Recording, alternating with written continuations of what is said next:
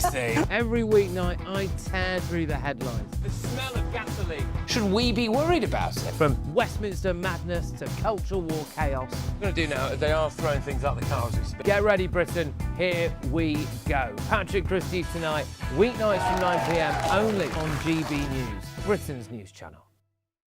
Hi, I'm Michelle Dewberry, and my show is your opportunity to cut through all the noise and dive in headfirst to some robust debates. Ideas clash. Situation, isn't it? No, because the failure is you're deliberately avoiding my point. Nothing's held back. And if you think this is the end of it, wait for more. And we do not shy away from the difficult stuff. Sometimes I want to shake people and say, if only you understood. So join me on Dubes & Co. weeknights at 6 p.m, only on GB News, Britain's news channel. Mornings don't have to be tiresome, especially if you have the right company. Wake up to news as it happens, opinion and debate, and of course, a little bit of entertainment too. Because when the kettle's on, we're on. That's Breakfast on GB News, a show worth waking up for. Every morning from 6 a.m. Only on the People's Channel, Britain's news channel. We'll spread the news, you spread the word. From the school run to the home run, watch a new show for all of Britain. He can say whatever he wants. A straight-talking show where all voices are heard. And, you know, when are we going to stop talking about smashing the gangs and actually do it? With the stories that matter from every part of our country. There's a bit of a crash landing there for your Chancellor. Bold, fearless and standing up for you. That's me, Martin Daubney, 3 p.m. till 6 p.m, weekdays, here only on GB News. The People's Channel, Britain's news channel. You look really emotional. Oh, come here. GB News does pay attention to those who are ignored by the mainstream media. The majority of this country whose forefathers fought and died to maintain liberty, to fight for freedom of speech. The rule of law, the rights of property and democracy. This is the heritage that our country should be so proud of. Which of course includes our Christian heritage. There's been a huge resurgence in the number of people going to church. Perhaps they're not finding what they're looking for, and they're looking for something a bit deeper, a bit more truthful, a bit more akin to Britain's Christian heritage. That's right, get ready, because the most exciting night in general election history starts now!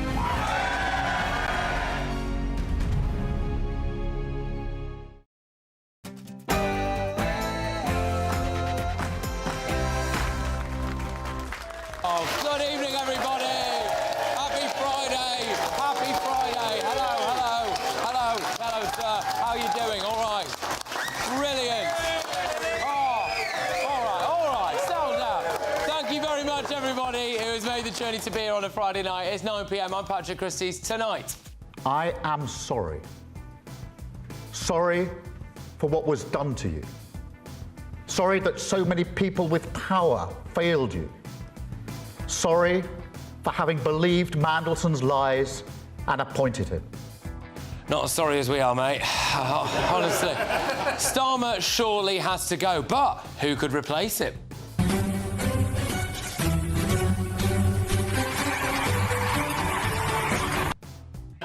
Or could it be this guy? The answer, my friend, is blowing in the wind. The answer is blowing in the wind. Or what about her? You were there for me, and I don't believe I could have done that without you. Well, let's find out, eh? Looks like West Streeting is about to buy this lot off. When do we want it? Now! What do we want? Therapy! When do we want it? Now! And there's a third world country where they now have to employ specialist incest nurses due to cousin marriage. But where is it? Oh, it's Bradford. Oh, that's a real shame. We got anyone from Bradford in tonight? No? Good. OK, right. And the BBC wants to raise the licence fee again. What do you say to your victims, Hugh Edwards? Will you give back the £200,000 to the BBC? Anyway, joining us on our panel this evening, we, of course, have the Labour MP for Brent West, Barry Gardner. I thought I'd mix it up. I thought if I did it first, there'd be one. We also have the wonderful Emma Trimble. We've got broadcasting royalty, Christo Fufas. we've got landlord and activist Adam Brooks. Get ready, Britain. Here we go.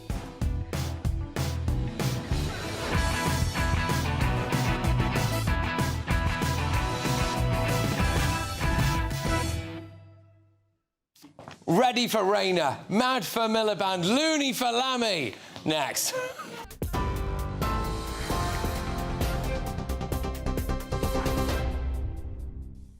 Patrick, thank you very much. The top story. Sir Keir Starmer has warned a very significant volume of material will likely need to be reviewed in relation to Lord Mandelson's appointment as ambassador to the US.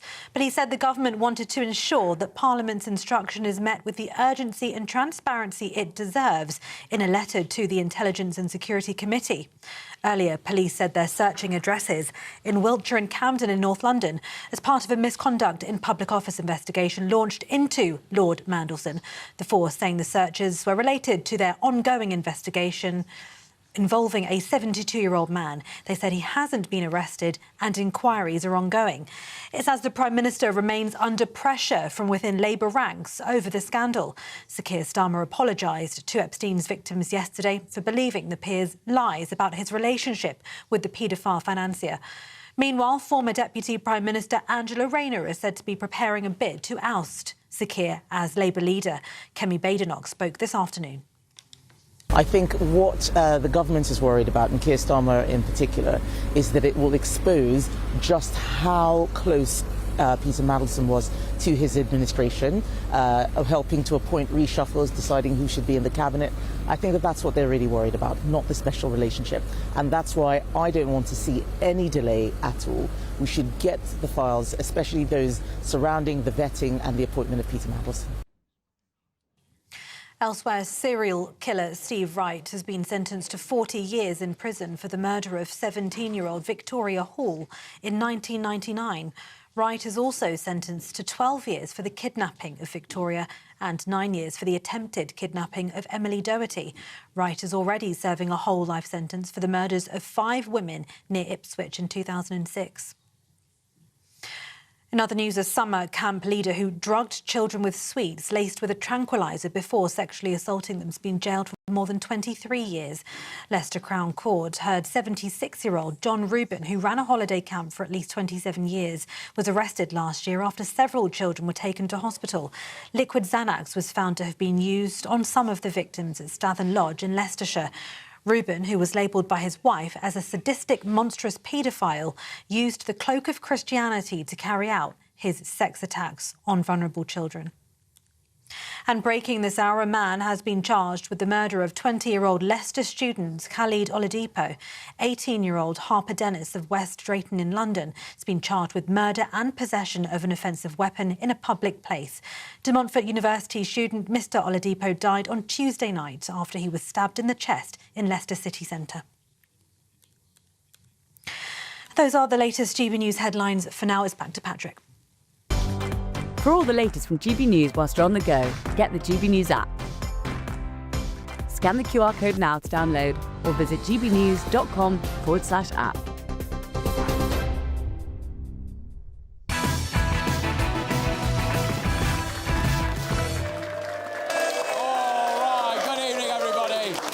Thank you very, very much to everyone who's made the journey to be here. So the breaking news today is that the police have searched 2 of Peter Mandelson's homes.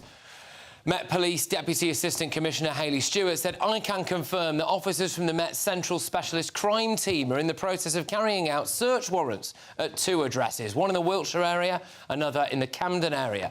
The searches are related to an ongoing investigation into misconduct in public office offences involving a 72-year-old man.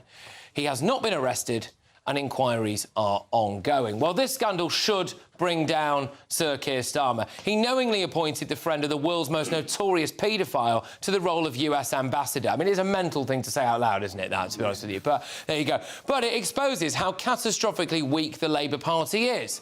Who would replace Starmer? You've got Angela Rayner's on manoeuvres. Yeah. Is this Angela Rayner who went cap in hand to a mosque to speak to the elders over Gaza? My voters were very upset with the Labour Party. I was with you and you saw me over the line. You supported me in seats that are similar to mine. People lost their seat.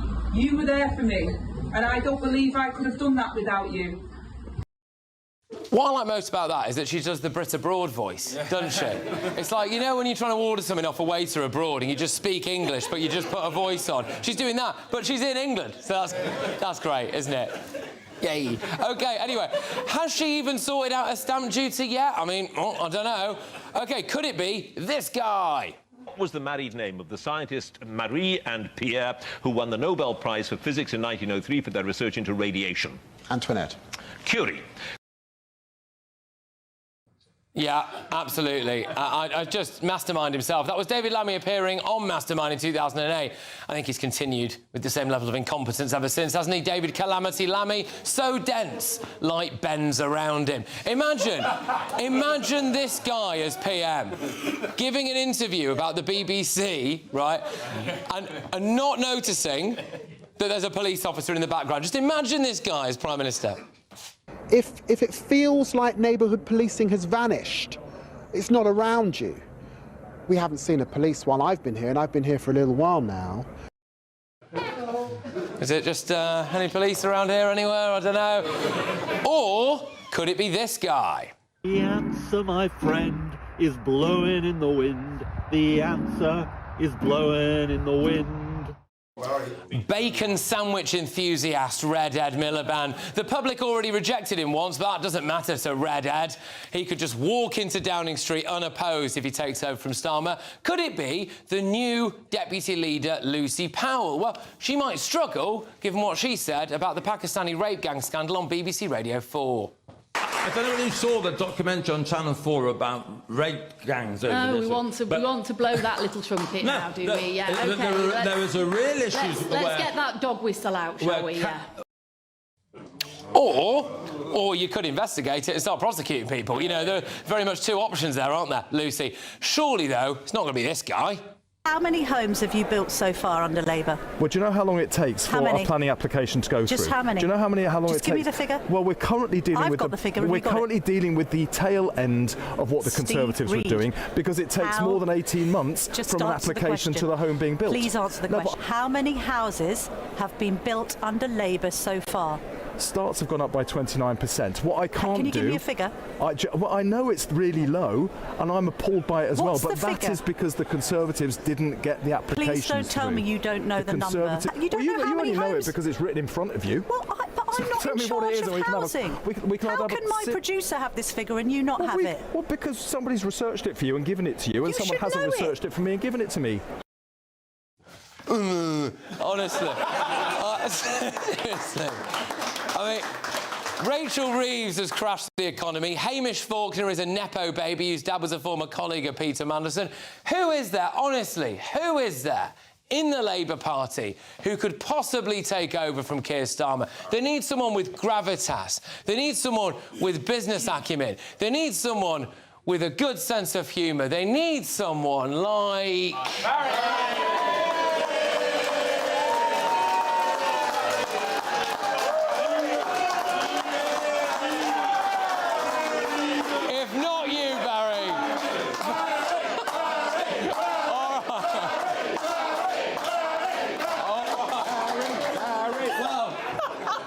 So, Barry... He's blushing. I just have to say, you have killed off any chance that there ever was. And that wasn't much. Come on, Barry. Come on, who's it going to be? Who should it be? Look, the honest truth is I don't know. At the moment, we've got the by-election coming up. We've then got the May elections, and I doubt anybody is actually going to put their hat in the ring before that, because, you know, if it's not looking too good, why would you want to risk being the first thing that you have as the new leader? So I don't think we'll actually know until... But you don't want it. You don't want to be leader. Me? God, no. No. Look, shall I tell you, anybody who wants to be leader, that is the biggest disqualification.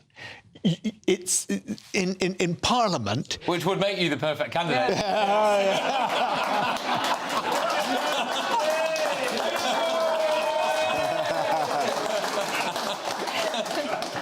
I'm not going to tango. I'm not going to tango with you. No, fair enough, Barry. Fair enough. Always been a good sport. Right, Christo. Well, out of that rose gallery, who would you go for? Or could it be someone else? Well, I've gone through the list, right? And it's grim, isn't it? Isn't it grim? Like, it comes to something when you look at the list and you think, maybe Starmer's not so bad. I mean, like, imagine thinking that at the moment. So you've got Angela Rayner, right? Like, frankly, a communist until it comes to her own tax affairs. Then, like, massively, like, libertarian when it comes to these things. Oh, and don't forget, she called Tories scum. So imagine her on the world stage. David Lammy, the human bungalow. No, I got it. Yeah, no, I did get it. Yeah.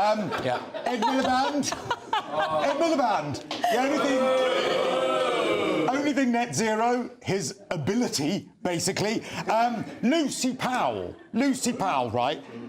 Now, she was like, exactly, if only it was who, if only we didn't know who this woman was. Just don't get that little trumpet out, mate, all right? Well, Get the little dog whistle out, you know. Like, you know, she said that dog whistle comment, and the grooming gang stuff happened in her own city.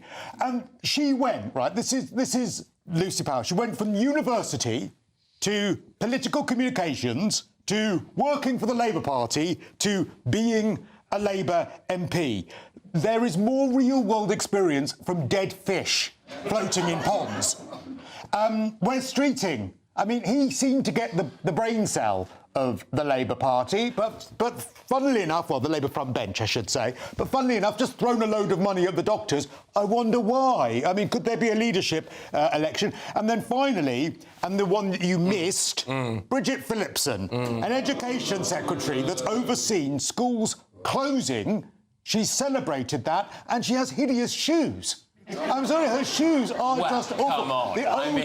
I'm sorry, you could judge someone by the shoes. She's got nothing on Angela Rayner. Nothing. I don't know. Well, go on, only thing. Can I just say one more thing? The only thing we should be grateful for. The only thing we should be grateful for is that Sadiq Khan is not an MP. All right, go on, Emma. Nothing on Angela Rayner's shoes. Angela Rayner has particularly bad taste in footwear. I think I don't like making predictions, but if I was going to put my money on anyone, I think it would be Ed Miliband. Because it can't be Angela Rayner, because Angela Rayner's already mixed up in her own tax affairs, and given that the Epstein thing is also to do with corruption over money, that doesn't seem like that would be a good bid for... I mean, obviously that's what she's angling for, because she's leading the revolt. It can't really be Wes Streeting easily, because he's slightly tarnished by association with Mandelson. And so... Slightly tarnished. All your slightly tarnished, as his mentor as well, yes. But who's the only person who's not tarnished by that association? It's... Miliband. Miliband. Barry! And it does make you a little bit grateful for Starmer when you look at the roster, doesn't it? Because it could be a lot worse. Can I just point out, you know, the Cabinet is not limited to the people you've spoken of.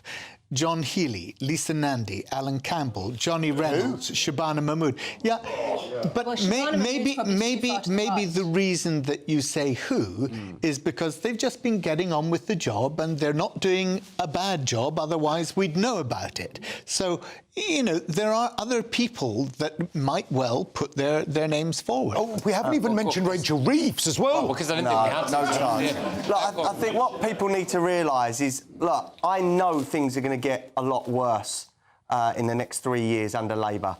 And I know they're probably going to get a lot worse once Keir Starmer has gone. But to get these out, we're going to need it to get worse. And I think people need to be under this expectation that things are going to get worse. So for me, I believe Angela Rayner will probably now take over. I had a little tip-off from someone inside Labour that her tax affairs have been sorted out. The opposite is being said in the press right now, but my source, who was right with Burnham, has said that her tax issues have been sorted out. The only thing with Angela Rayner, and this worries me, I think we're going to become Benefit Britain 3.0. I mean, David Lammy would just crash the economy straight away. Ed Miliband is a green communist. For me, he's a lunatic, and he would be writing out cheques of the value of billions just for his net zero craziness. Wes Streeting, I agree with Emma. He is tarnished by Mandelson and this close relationship, so no. Bridget Phillipson. I won't forget that she went on Sky News and said that asylum seeker rights trump the rights of local residents. I will never forget her agreeing with that on there. So, look, it's an awful bunch. I think people need to realise things are going to get a lot worse. But let's get Starmer out first, and we're quicken the process. Quickly, Barry, and then I've got to go to... Yeah, look, I just wanted to say, Adam spoke about Angela Rayner, said, well, it'd be benefit Britain. Angela is somebody who left school at 16, right? So what? She was a single mother at 16 of a disabled child. She's not a benefits junkie. She has worked her socks up from her roots to become the Deputy Prime Minister. To become a socialist. She's a socialist. No, but you said it would be benefit Britain. Yeah, under her. Anybody who knows more about working hard in order to get on in life than Angela Rayner, it'd be difficult to find. She's got on as a socialist. Yes. She's worked hard, but she's still a socialist. And your point? That they won't increase taxes. She will push that wasn't Adam's point.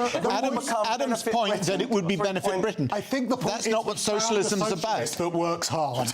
I think that's the point. All right. On that note, because obviously there's not a huge amount of defence for our dear leader, Sir Keir Starmer, here, to appease our Ofcom overlords, and also because we genuinely quite like her, we're going to speak now very quickly to Labour activist Aisha Ali Khan. Aisha, thank you very much for joining us and for giving up a segment of your Friday night to be with us. So, do you think Keir Starmer could cling on? I do, right. Patrick. I've just heard everybody's comments about potential next leaders, and honestly, I'm not even thinking that far ahead. I think there's still some fight left in the old dog. I think we should see... I mean, obviously, this could all go sideways if more things come out, if more horrible details come out in more files subsequently. So, yeah, I do feel we still have a little bit more of Keir Starmer to go yet. Sadly, sorry for most of your panel, but yeah. No, don't worry, fair enough. Well, look, thank you. I know it's short and sweet, Aisha. We're going to have to crack on, but I really appreciate that. Thank you very much. Aisha Ali Khan is Labour activist there. Right, let's go to some of what is no doubt going to be an extensive list of right of replies here. Lord Mandelson has previously denied any wrongdoing related to Epstein, saying, I was never culpable or complicit in his crimes. Like everyone else, I learned the actual truth about him after his death. He also said he relied on assurances of his innocence that turned out later to be horrendously false. Lucy Powell apologised on social media, saying, in the heat of a discussion on any questions, I would just like to clarify that I regard issues of child exploitation and grooming with the utmost seriousness. I'm sorry if that was unclear. I was challenging the political point scoring around it, not the issue itself. As a constituency MP, I've dealt with horrendous cases. This government is acting to get to the truth and deliver justice. I think I'm just going to say as well, what else do I have to say now? There was something you said about someone that wasn't quite... OK, anyway, basically, no one's a communist. I think I'll just say that. Right, OK, lovely. I said that she was. Yeah, fine. OK, good stuff. Well, that's us off the... Oh, Angela Rayner denies any wrongdoing. There we go. Whew, that's that. OK, so, time now for the Great British Giveaway. Yay! All right. And, well, I tell you what, why get me silly about it when you could just get Hayley Sparks? This year, the adventure of a lifetime could be on us. Courtesy of Riviera Travel, there's a terrific £10,000 holiday for two to be won. You could be here exploring the magic of Egypt on a Nile River cruise. Or choose from over 30 worldwide destinations like Thailand, South Africa, New Zealand or even Sri Lanka. And because they have over 40 years experience with handcrafted tours, you'll be safe in the knowledge that every step of the journey will be planned with you in mind. We'll also boost your bank account with a fabulous £30,000 in tax-free cash, which you'll be able to spend however you like this year. So what are you waiting for? For a chance to win, text WIN to 63225. One entry costs £2.50 plus one standard network rate message. Or text BONUS to 63225. 5 entries cost £5 plus one standard network rate message. Go to gbnews.com/win. Entries start at £2.50. Call 0903 686 3232. Calls cost £2.50 plus your network access charge. Or post your name and number to GB19 PO Box 8690 Derby DE1 9TT. UK only. Entrance must be 18 or over. Lines close at 4 p.m. on the 27th of February. The winner may be contacted live after all entry routes have closed. Please check the closing time if listening or watching on demand. Good luck.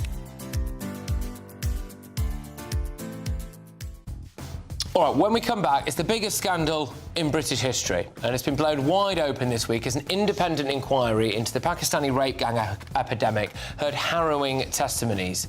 All down, of course, to Rupert Lowe. Well, we'll be getting stuck right into this next.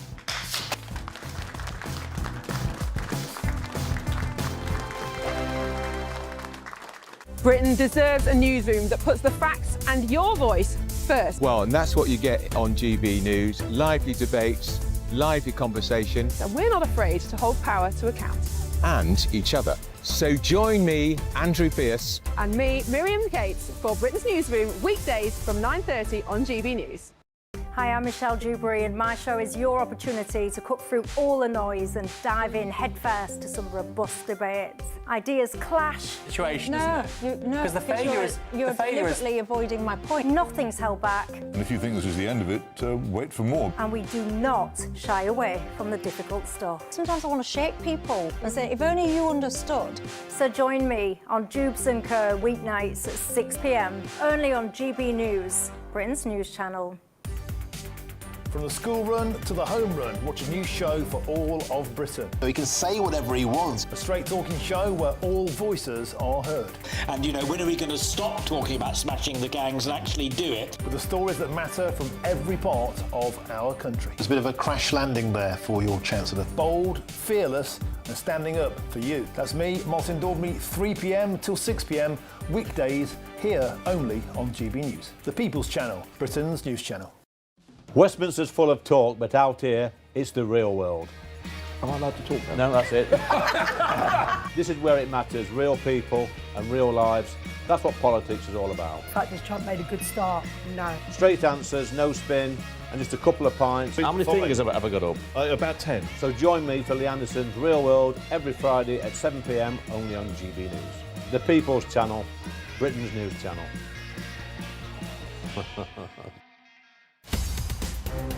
In the GB Newsroom, we bring you the news as it happens. With our team of dedicated journalists across the UK. We're ready to keep you up to date with what's happening every half an hour, every single day. Bulletins here on GB News. The People's Channel. Britain's news channel. Mornings don't have to be tiresome, especially if you have the right company. Wake up to news as it happens, opinion and debate, and of course, a little bit of entertainment too. Because when the kettle's on, we're on. That's Breakfast on GB News, a show worth waking up for. Every morning from 6 a.m. Only on the People's Channel, Britain's news channel. We'll spread the news, you spread the word. Join me, Nana Okoye, for an informative, interactive news programme with a difference. It's fun. No, he didn't say that, though. I'm so surprised. I think there's an element of truth to that. Join me from 3 p.m. every weekend, only on GB News, Britain's news channel.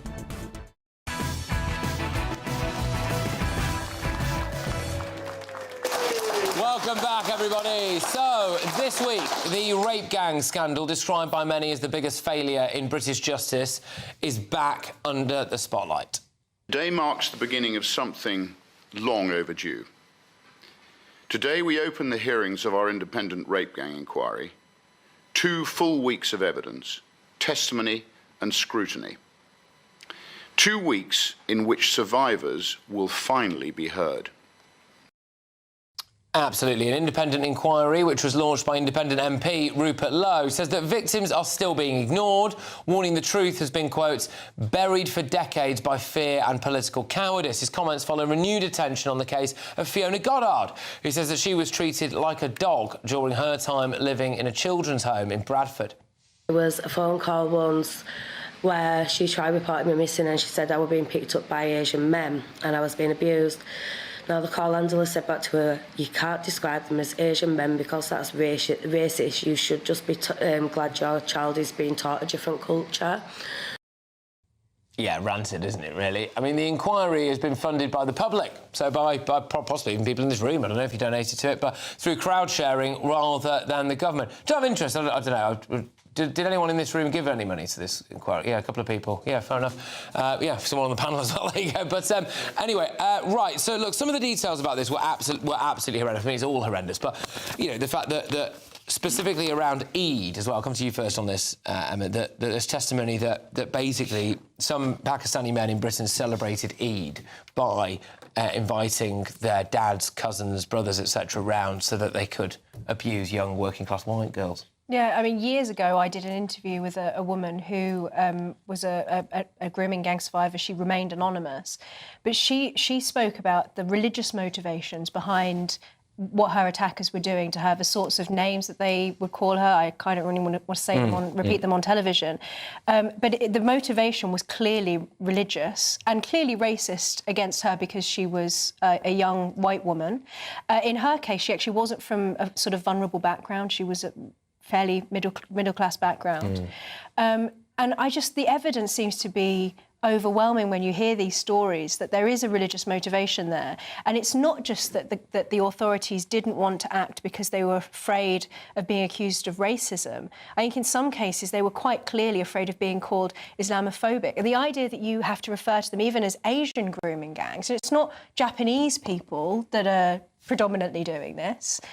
So even in the way that we've been repeatedly told, oh, we're not allowed to even call them Asian grooming gang, but even that isn't quite accurate, is it? Yeah. So I think, good on Rupert Lowe for actually taking the initiative and doing this, because I think it's an absolute disgrace that the government haven't stepped up to the plate and done this properly. Yeah, because they can't be trusted to. And there has actually been a development on it today, but we'll talk about that in a second with Adam. But I would like to just go to the audience first, if that's all right. Hello, thank you very much for coming tonight. What would you like to say on this? Hi, thank you for having me. And I have one question. As being a journalist on my own and exposing child sex trafficking and grooming gangs in my documentary, and my biggest question is now, because we have this independent inquiry, which is perfect that finally we have someone doing this job. But what do you expect actually comes out? Because as saying it's independent, so it's not guided by the government.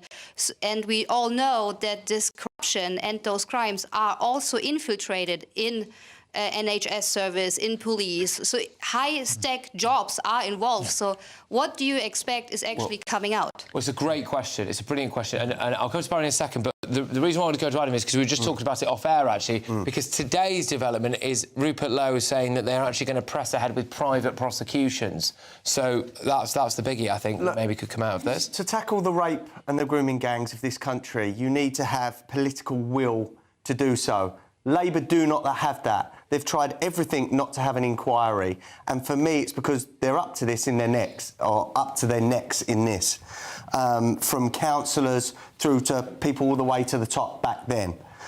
Rupert Lowe, Sammy Woodhouse, they really do need some appreciation for what they're doing here. If they are privately prosecuting or funding private prosecutions of these men will be dragged up to court.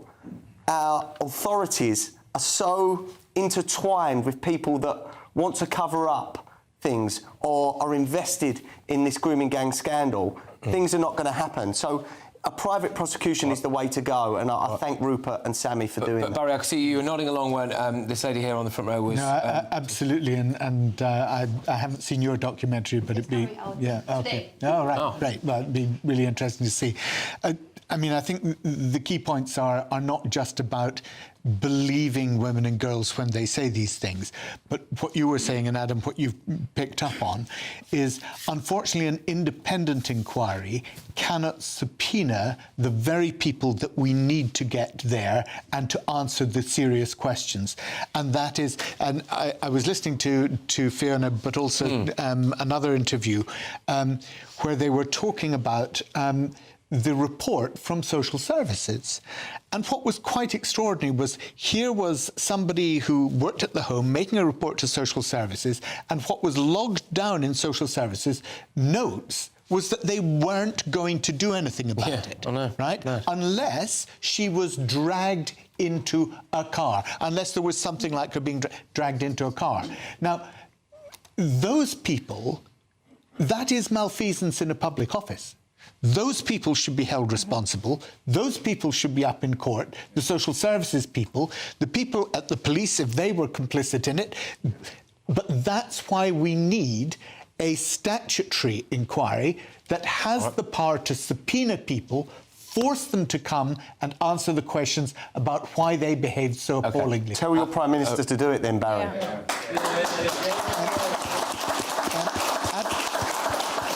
Adam, you will acknowledge that there's been one general inquiry and that the government has committed to doing further inquiries. Not good enough. No. Yeah, it isn't, and I think that this will go down as such a dark, horrific scandal in our history. The way in which so many of these are hate crimes. I mean, they should have been prosecuted as hate crimes. They are a crime that was based on the ethnicity of the victims. In any other instance, that's a hate crime, but these weren't considered hate crimes. They are also, in my opinion, they're an example of Islamic extremism as well, and they should have been tried as such an example of extremism because, again, it is using the ideology of Islam in an extreme way in order to justify horrific crimes. Well, isn't that the definition of extremism? So the fact that this is still ongoing, the fact that victims still haven't had a resolution, the fact that we still haven't had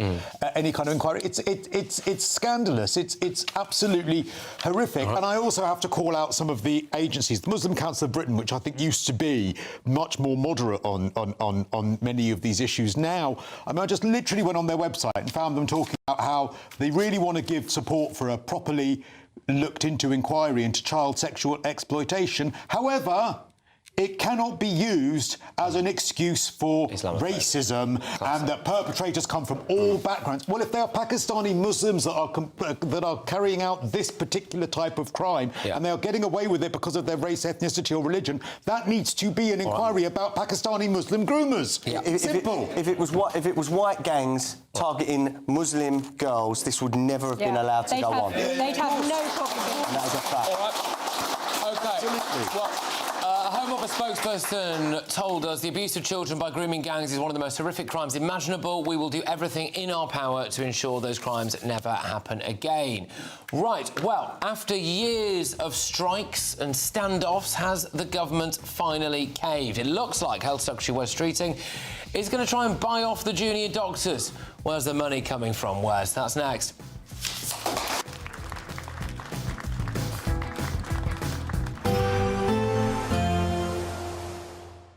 I hope we haven't forgotten anything. Travel insurance, I tick that box. Yeah, but remember what you forgot last year. All Clear Travel Insurance sponsors GB News Travel Destinations Forecast. Further very heavy rain and strong winds in Spain and Portugal likely to cause more flooding problems here throughout the weekend. Another spell of very heavy rain, especially across the south of Spain, where river levels are already running exceptionally high. There'll be some showers heading into Italy, also looking a little drier for Greece on Saturday with some sunny spells here, and we'll continue to see some sunshine across the Canaries through the weekend and into the early part of next week, with temperatures rising a little bit here too. All Clear Travel Insurance sponsors GB News Travel Destinations Forecast.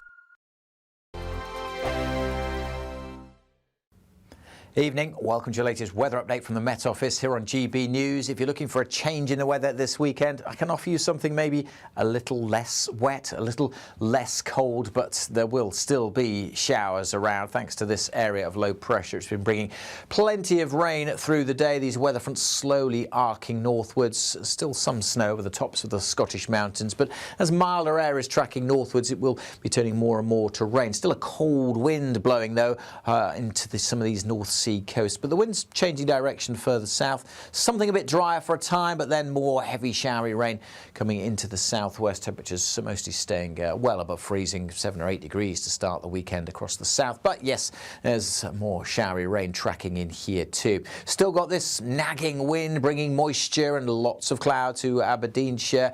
Mostly rain by this stage, but more rain falling onto very soggy ground could cause some problems. Bit of shelter in western Scotland again, so largely dry dry here. A few showers still in Northern Ireland, but things are turning a bit drier here too. And then for England and Wales, a real mishmash with bands of showers moving northwards, but it won't rain all day. There will be some drier spells in between. And that wind, particularly for northeastern parts of England, coming in from a different direction and easing too in southeast Scotland. So that'll probably make it feel at least a bit warmer than today, whereas the cold wind continues in the far northeast. Plenty of showers coming in around this area of low pressure. You can see the swirl there, but bringing milder air with it. So 10 or 11 in the south with a bit of sunshine, and further north those temperatures a bit higher than today's values, and we'll have mostly lost that wind. It's still there though in the far northeast on Sunday. A few more showers coming into western Scotland by this stage. Elsewhere, again, a good deal of dry weather, quite murky, quite grey and misty to start Sunday. May brighten up at times, but as you can see, there will again be a few showers around. Goodbye. In the GB newsroom, we bring you the news as it happens. With our team of dedicated journalists across the UK, we're ready to keep you up to date with what's happening every half an hour, every single day. Bulletins here on GB News, the People's Channel, Britain's news channel. Britain deserves a newsroom that puts the facts and your voice first. Well, and that's what you get on GB News. Lively debates, lively conversation. And we're not afraid to hold power to account. And each other. So join me, Andrew Pierce. And me, Miriam Gates, for Britain's Newsroom, weekdays from 9:30 on GB News.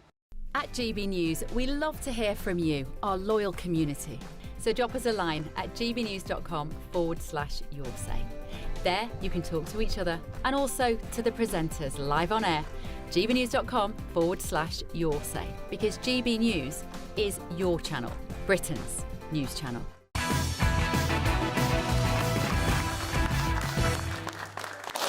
All right, welcome back. Thank you very much. Thank you. OK, do you remember this lot? When do we want it? Now! When do we want fair pay? When do we want it? Now! Yay! Junior doctors are set to get a bigger pay rise than other NHS staff as Health Secretary Wes Streeting tries to bring an end to 3 years of strikes over pay and conditions. This week, junior doctors in England voted to extend industrial action for another 6 months. Last year, they even walked out over Christmas and took their 14th strike action since March 2023. Since Labour took power in July, 3 5-day strikes alone have cost the NHS about 250 million quid, which means it's cost us 250 million quid, doesn't it? Because, you know, we fund the NHS. Well, now Wes Streeting seems to want to try to buy them off with a bit of a pay rise. Christo, should we be giving these? Should he be buying them off, do you think? No, absolutely not. If you give out the pay rises, then more public sector workers will come out and want to strike, because that's why the doctors went back for more. And unfortunately, because we've got an absolutely barking mad loony set of backbenchers, present company accepted, Barry, most of the time, they not what he normally says. Not. Yeah. I'm being nice to you tonight because I'm amazed you turned up actually on a week that the Labour's had. Well, it's just turned up to say I told you so over and over against the Prime Minister. Anyway, we'll get to that. Yeah, go. Yeah, but look, this is going to lead to more public sector workers saying, well, we'd like a bit more as well, please. I mean, how long will it be till the train drivers? They've not gone on strike for about 20 minutes. They're going to be on strike soon. And so I don't think it's fair. Also, the junior doctors, they got about 29% last time, which, I mean, good God, could I... I knew he was going to pipe in on this. I'm sorry. It's pay restoration, is it, Barry? Who here has had pay restoration? Is there anyone in this room that has had pay restoration to the level of 2008 who also has a gold-plated pension? Anyone here? No. Barry. Is there anyone... Yeah. Is there anyone here who actually has lost 26% in real terms of their income since 2010. Yeah, because come and talk to publicans and people in hospitality. How about anyone that gets a tax in bill? the real world, Barry, get in the real world, there are many people out there that are struggling, that were earning a lot more money a few years ago before the Uni Party destroyed what economy we had. Well, sorry. This wasn't the Uni Party. This was under the Conservatives, and their that is the Uni Party. Part of the Uni Party. And their income, not just their salaries, went down by 26% in real terms. But did yours? Has yours gone down by that No, much? it hasn't, has it? Pubs and bars are taking less money now Taking than they in were. less money, that's not your salary, is it? Well, he takes a salary. He takes a salary out of the money. He takes drawings. He takes drawings as a partner or as an owner, right? Don't speak about my business, because it's no one else's business. There are publicans, cafe owners, restaurateurs that are earning less money now than they were 15 years ago, Barry. And that is a fact. But let me just go on these junior doctors. These spoiled, entitled, middle-class brats, right, that many people within the NHS... I wouldn't go to an A&E anytime soon. No, there are many people within the NHS that are disgusted with this striking. The strikes have cost lives, not just the millions out there of our money. They have cost lives. These people get huge pensions. They knew what they were signing up for when they were going into this profession. They knew that, and now they're trying to dictate that they get more. Look, at the end of the day, any life lost because of a strike was avoidable. So they've got blood on their hands. They got 29% before. Wow. They want 26% now. It's just pure greed. Mm-hmm. All right. Well, let's let Barry come back and then we'll go to Emma. What's being talked of at the moment is the offer was 2.5%, which was the public sector pay offer. And what is being talked of now is that might go up as much as, and I think this is the outside, 5%.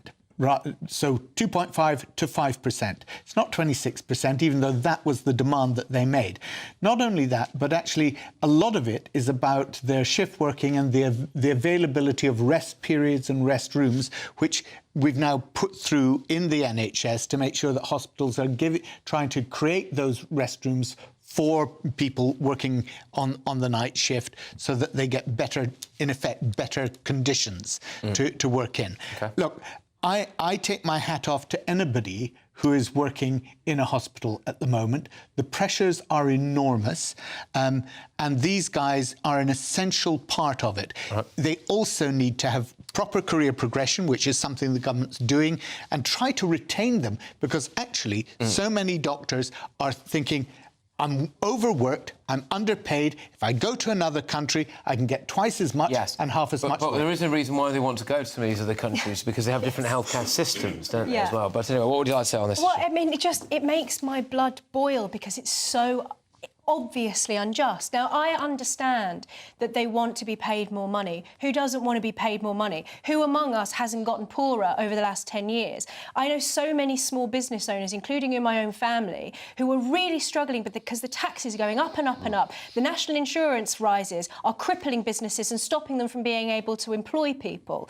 And for these junior doctors to be asking for a 26% pay rise, sure, it might be over several years, but that is our money. That's coming out of the pockets of people who are working really hard and really struggling. Why should we be taxed more so the public sector workers can have a disproportionately high pay rise when the rest of us are suffering? I get they want better working conditions. I get they want more money, but they also have to be fair about this, because it's our money. OK. All right. Well, there we go. Strong stuff. Now, if public trust in the BBC was already on shaky ground after a year of scandals, more than a year of scandals, anyway, things may be about to get a lot worse. Ministers have made a move that's being branded a death wish for the broadcaster. Oh, well, that's next.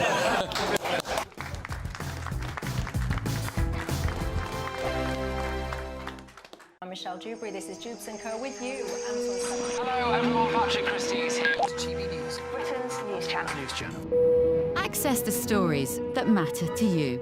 Take the GB News family with you on any device, and as long as you have an internet connection. Tune in to GB News, anywhere on the planet or beyond. GB News, the People's Channel, Britain's news channel.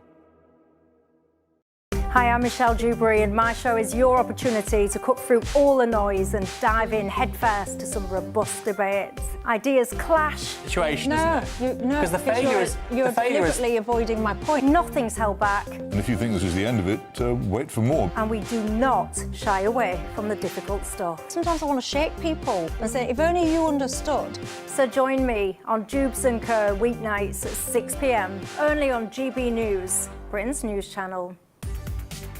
From the school run to the home run, watch a new show for all of Britain. He can say whatever he wants. A straight talking show where all voices are heard. And, you know, when are we going to stop talking about smashing the gangs and actually do it? With the stories that matter from every part of our country. There's a bit of a crash landing there for your Chancellor. Bold, fearless and standing up for you. That's me, Martin Daubney, 3 p.m. till 6 p.m, weekdays, here only on GB News. The People's Channel, Britain's news channel. Westminster's full of talk, but out here, it's the real world. Am I allowed to talk now? No, that's it. This is where it matters, real people and real lives. That's what politics is all about. In fact, has Trump made a good start? No. Straight answers, no spin, and just a couple of pints. How many fingers have I ever got up? About 10. So join me for Lee Anderson's Real World every Friday at 7 p.m, only on GB News. The People's Channel, Britain's news channel. You want to know what's really going on in the corridors of power? Labour don't know what to do with you half the time, and that makes you quite lethal in the chamber. Get behind the headlines with Chopper's Political Podcast. Join me, Christopher Hope, as I sit down with the great and the good of British politics. We'll see where this ruling takes us. These are the stories shaping our nation. Chopper's Political Podcast, available now on all platforms. Listen in and stay ahead. Decisions made in Washington aren't just shaping America, they're shaping Britain too. From migration to global security, from crime to health.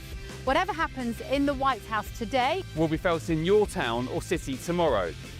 That's why The Late Show is live from Washington, D.C. Cutting through the politics to show you what it all means for Britain.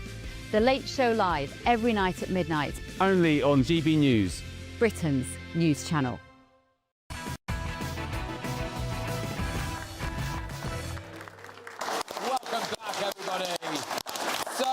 BBC is under fire tonight after hiking the licence fee to £180 a year, a move that Reform MP Lee Anderson has branded a death wish for the scandal-hit broadcaster. So from April, households will pay £5.50 more just to watch live TV. Despite growing public anger over bias, value for money, the corporation is facing a deepening funding crisis. Millions are turning their backs in favour of cheaper streaming rivals like Netflix and Disney. So 3.6 million Brits now say they just won't pay the licence fee. So are they finally on borrowed time? I'm going to go straight to this chap on the front row, if that's all right, sir. Where are you at on this licence fee price hike? Well, I'd just like to ask the panel, do you know, why should the members of the British public pay £180 per year to a corporation that's been proven to be corrupt, biased, incompetent, overpaid, and provides a worldwide free service? Right, OK. And employs wrong-uns. Thank you, Adam. Patrick, since 2010, 2 million people have been prosecuted for not paying their licence fee. 70% of those 2 million were women.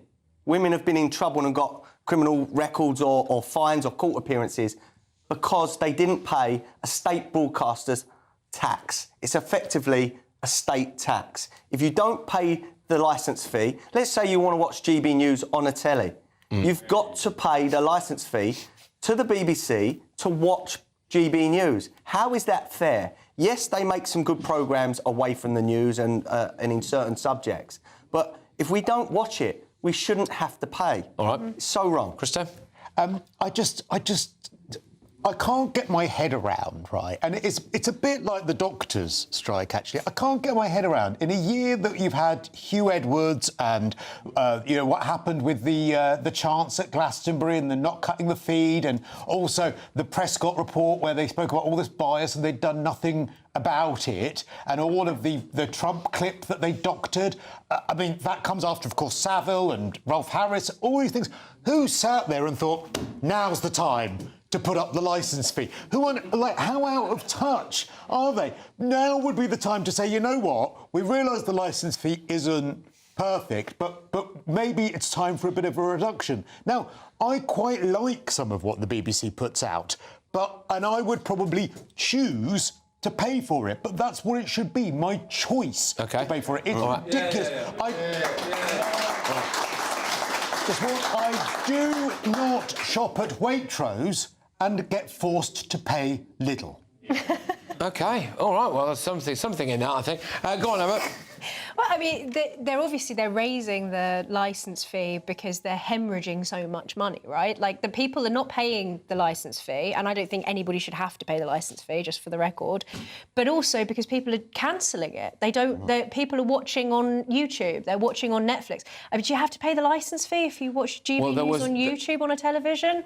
I mean, the whole media landscape has changed so much. It doesn't even make any sense to have a licence fee. And the idea that people would be prosecuted just because they've refused to pay a tax to watch a channel that they might not even have any interest in watching at all, despite this avalanche of sleazy stories, just putting it lightly, and the untrustworthy bias of the BBC. Why on earth should anyone have to pay for that? It seems criminal that it should even be asked of people, you know? Barry's a bloke who regularly appears on the BBC. How do you feel about this? I regularly appear on here. Ben. You do? No, I'm going to say that because you delivered an iconic clip on Newsnight this week. But anyway, go on, carry on. Look, it's £5.50 increase on, what is it, £174.50. It's an inflation rise. I think, does anybody here actually, on a point of principle, refuse to pay the licence fee? OK, don't worry, I've got your names and we'll get the police round after you. Yeah, I think there might be a few more than that, to be honest. No, look, my point is this. Most people will have something that they like of the BBC. It doesn't matter whether it's Traitors, whether it's Strictly, whether it's, The Apprentice. Don't watch on the BBC, Barry, or Radio 1, Radio 3, Radio 4, all of that. But calm down, Barry. I would say that there are two really important reasons why it should be paid by public money. One is because the World Service gives us soft power around the world. OK. We have no greater way of getting through to people around the world and influencing them than the BBC. And the second is because, actually, it's impartiality, and that... OK, right. All right, now I need to read this out. Previously, the corporation reported that the licence fee collection method remained fair, effective and good value for money in annual reporting, even as it examines future reform options. Government statements emphasise the fee increase will raise funds to help keep the BBC going. Basically, they say it's fine, it's worth the money. Right, loads more coming your way. Has Starmer resigned yet? No?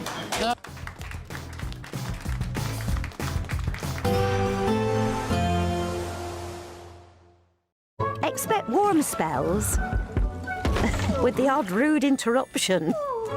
Box Boilers sponsors the weather on GB News.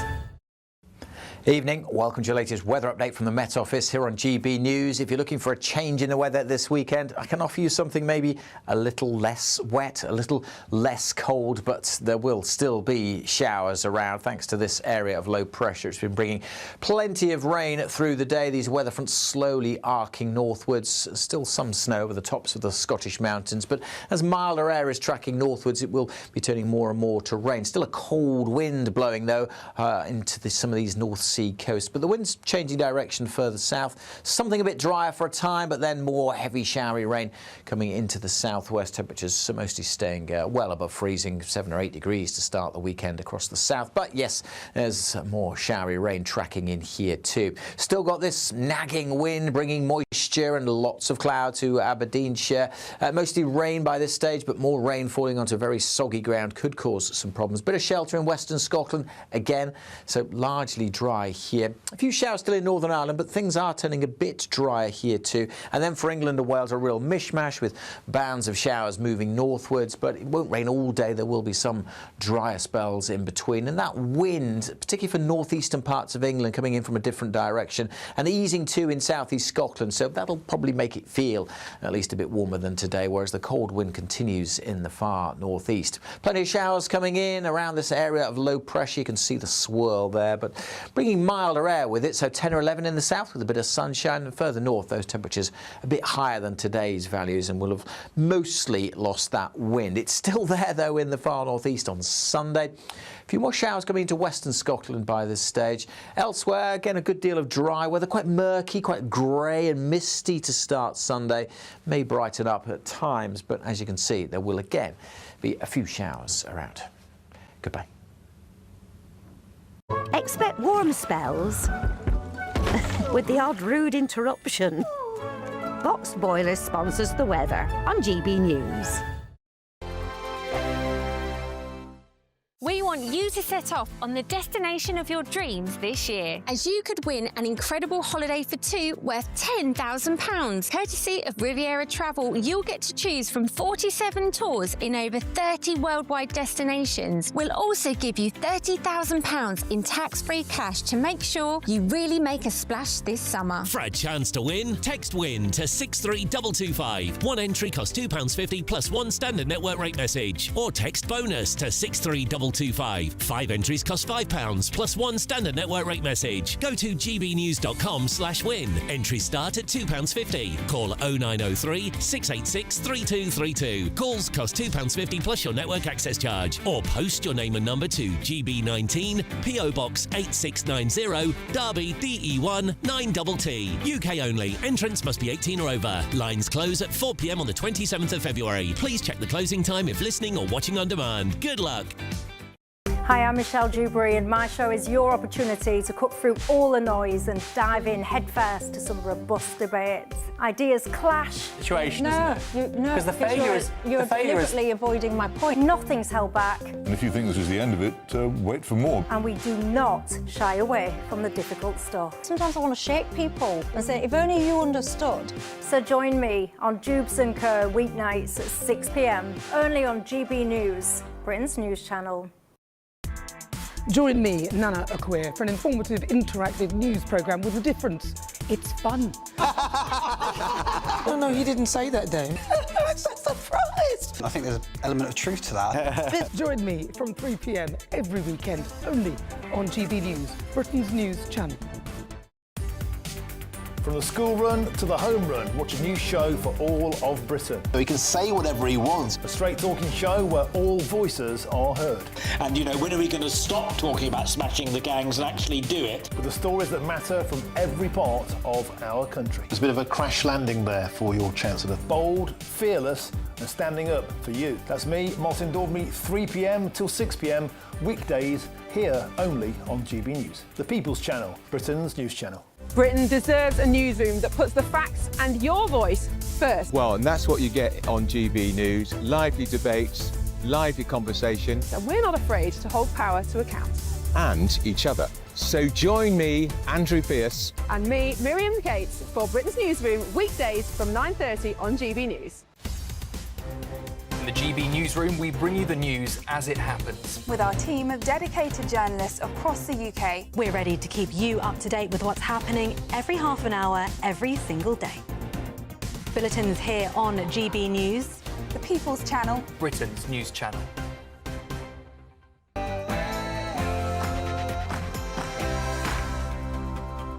Hello again, everybody. Hello. Happy Friday. Happy Friday. Happy Friday. Who didn't I get last time? There we are. Yes. Well done. Hello, hello, hello. Hello at the back. All right. OK. So, welcome along to my wonderful live audience. It's 10 p.m. I'm Patrick Christys. Tonight, I am sorry. Sorry for what was done to you. Sorry that so many people with power failed you. Sorry for having believed Mandelson's lies and appointed him. Oh, yeah, I mean, he's the real victim in all this, isn't he? Was Jeremy Clarkson years ahead of the curve after taking aim at Mandelson on Top Gear back in 2010? only sound I can think of which is better than that is the sound of Peter Mandelson being attacked by bears.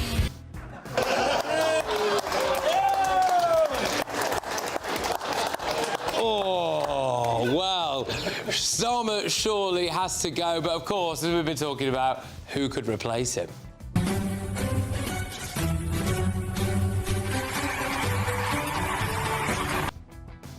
Well, look, might even be this guy. The answer, my friend, is blowing in the wind. The answer is blowing in the wind. Sorry, we're just having a sing-along there. Don't mind us. It's all right. What about her? You were there for me, and I don't believe I could have done that without you.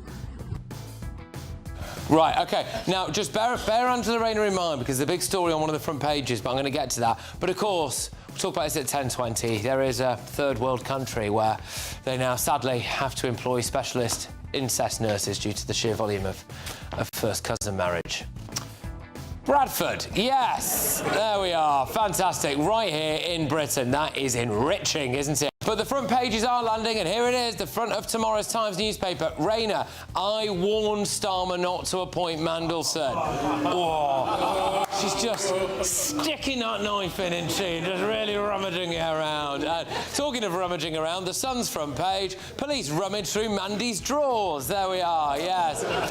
Yes, if you think about it, it's got more than one meaning, that, hasn't it? But anyway, so on my panel tonight, we are joined by the wonderful political commentator, Emma Trimble.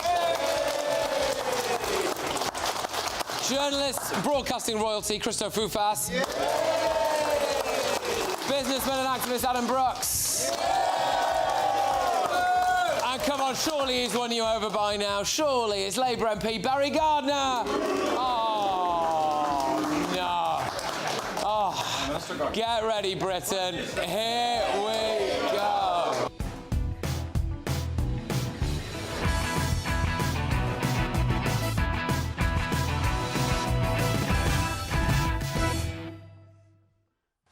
Surely Starmer's got to go. Next.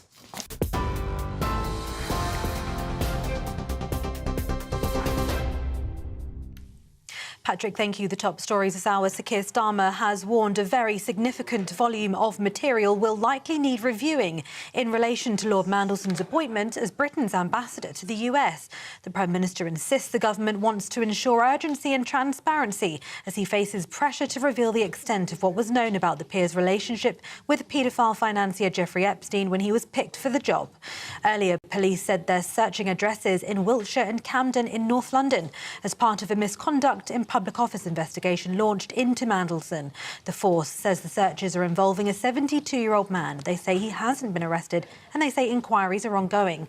Sir Keir Starmer apologised yesterday to Epstein's victims for believing the peer's lies about his relationship with Epstein.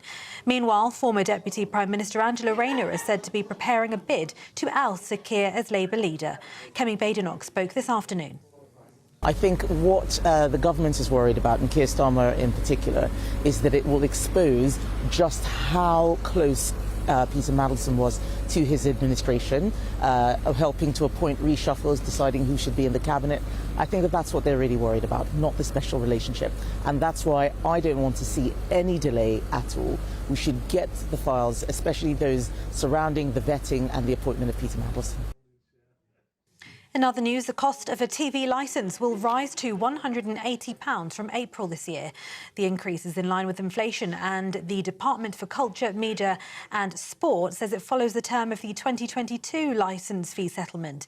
The DCMS said the £5.50 increase in the fee would give the BBC stable financial footing to deliver for audiences and support the wider creative industries. It comes as the government continues its review at ensuring the broadcaster maintains public trust through impartial reporting. Conservative Party MP Nigel Huddleston says it's increasingly difficult to see how the BBC can justify any rise in the fee when serious questions remain over its impartiality and governance. Serial killer Steve Wright has been sentenced to 40 years in prison for the murder of 17-year-old Victoria Hall in 1999. Wright is also sentenced to 12 years for the kidnapping of Victoria and 9 years for the attempted kidnapping of Emily Doherty. Wright's already serving a whole life sentence for the murders of 5 women near Ipswich in 2006. And a restaurateur has been found guilty of spiking a woman's drink with a date rape drug at a Mayfair private members club in a bid to overpower her for sex. 63-year-old Vikas Nath laced the woman's spicy margarita after she left him with the drink in the rooftop garden bar at Annabelle's. So the Crown Court heard that Nath had grown frustrated with the woman's apparent reluctance to have sex with him prior to the spiking incident, and took GBL in a vanilla extract bottle with him to the club. Prosecutors had said his plan was to drug the woman and take her back to his home for sex, where she'd be, quote, overpowered. And a man has been charged with the murder of a 20-year-old Leicester student, Khalid Oladipo. 18-year-old Harper Dennis of West Drayton in London has been charged with murder and possession of an offensive weapon in a public place. De Montfort University student Mr Oladipo died on Tuesday night after he was stabbed in the chest in Leicester City. Those are the latest headlines. More in an hour. You can now watch GB News live across the United States of America and the world on Truth Plus. Scan the QR code to find out more, or visit gbnews.com/truth.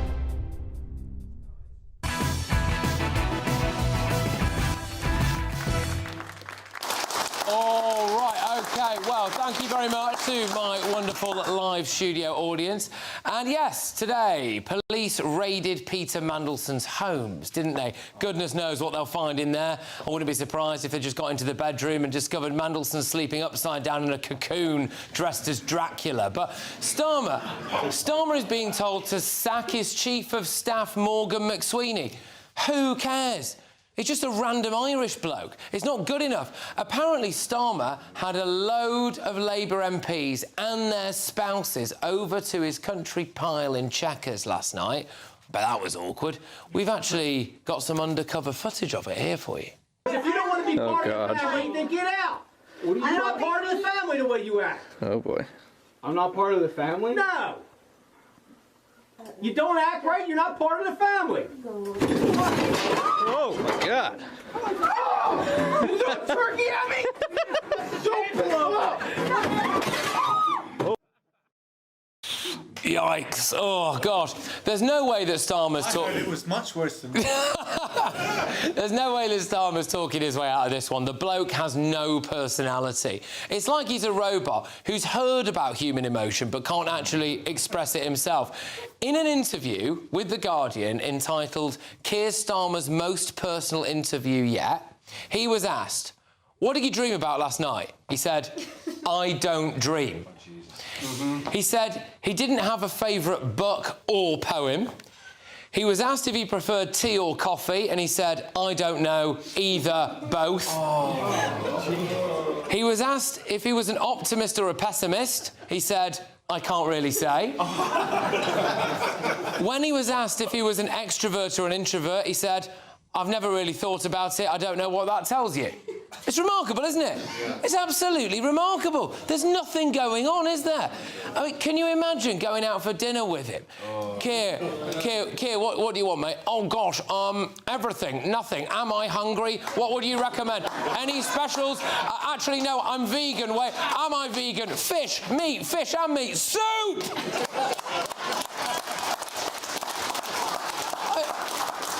The top and bottom of it is this. Keir Starmer knew that a bloke was mates with an absolutely massive, globe-trotting, weapons-grade paedophile, and then he made him US ambassador.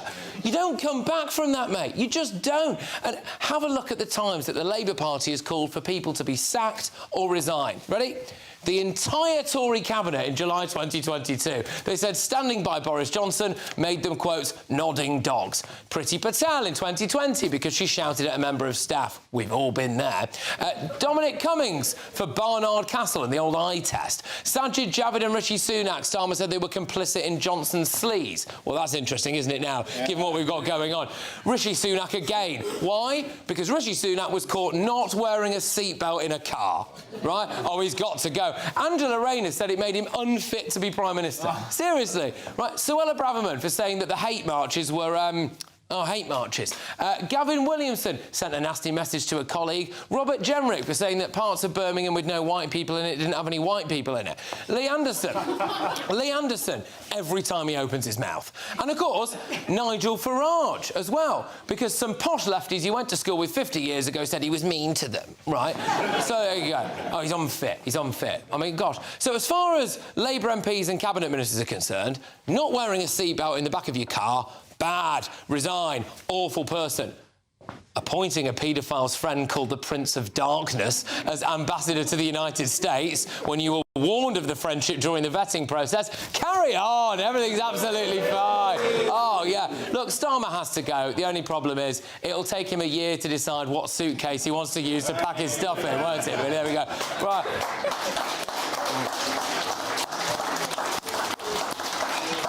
Starmer got to go. Patrick, you are on fire.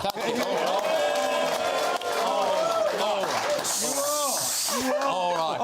Okay. Normally I don't think he's that good, but you really raised the bottom. OK, can I start then? Yeah. OK, I actually had some support for Lord Mandelson until I realised he wasn't wearing a safety belt on his way to meet Jeffrey Epstein. Terrible.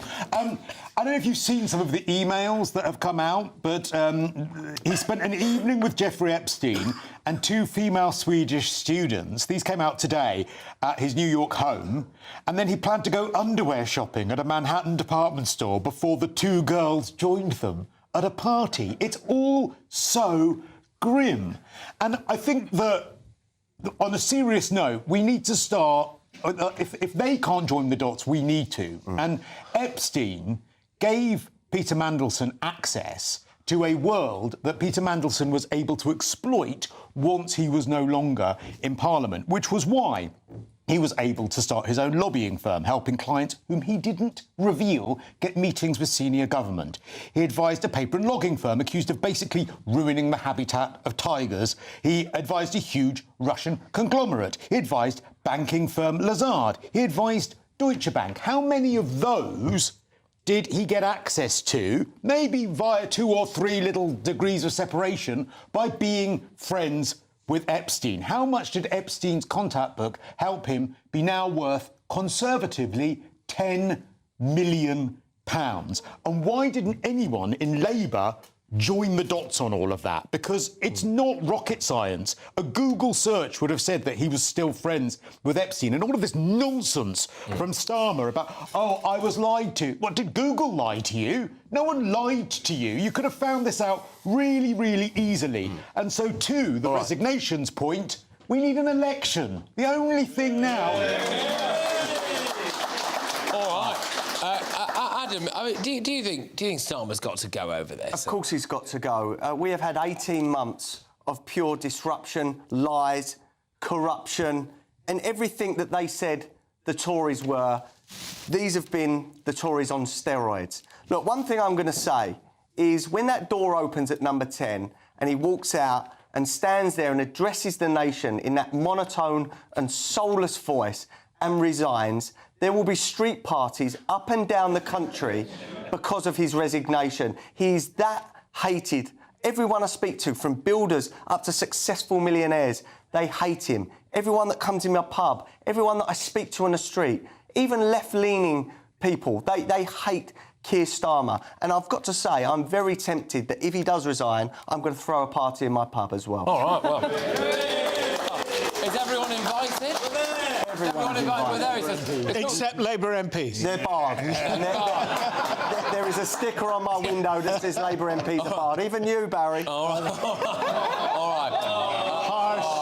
Harsh. Come on. Sort your government out. Yeah, all right. You can look in through the window. There's a gentleman on the front row, and then we'll go to Emma and Barry. Go on, sir. What would you like to say? Well, we've been talking about Peter Mandelson, and he's quite a man, isn't he? He's already been fired from 2 government positions previously, and he's somehow wormed his way into this government and got a position, was appointed as the British ambassador to the United States. Unfortunately, he took all our secrets with him and passed them over to the most... disgusting paedophile that's ever lived on the planet. and Starmer knew about it. So what does that tell us? When I was in the Navy, I had access to very highly classified communications equipment, the ciphering and deciphering of radio traffic between the submarine and active service and the Ministry of Defence in London. Did you by any chance send an email to Jeffrey Epstein? I did not.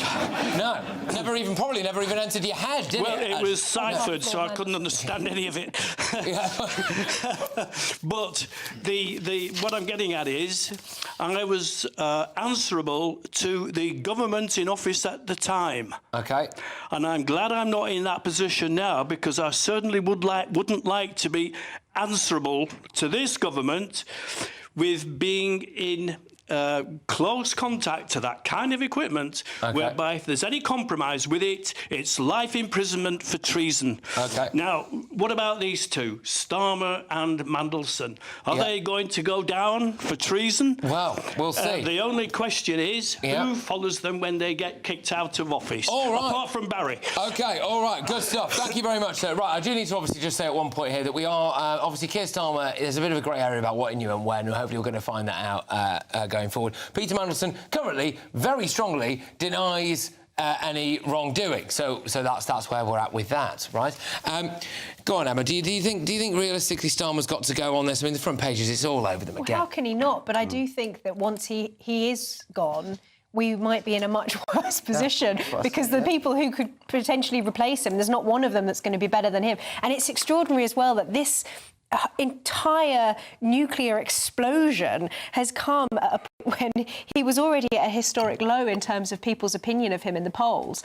People, as Adam said, absolutely loathe him. And for them to even say, I mean, yes, pinning it on Morgan McSweeney, sure, you might have gotten bad advice, but you choose who you appoint as your advisors, and you choose, you know, what advice you listen to and act on. And as the Conservatives have pointed out, and they've released this dossier of stuff that was in the public domain, this is not stuff that was secret.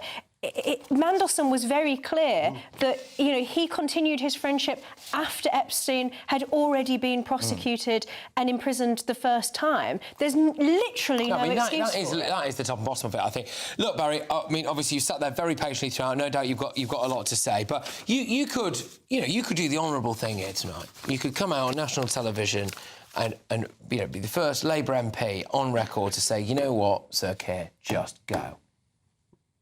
A couple have already. Well, actually, the other night I...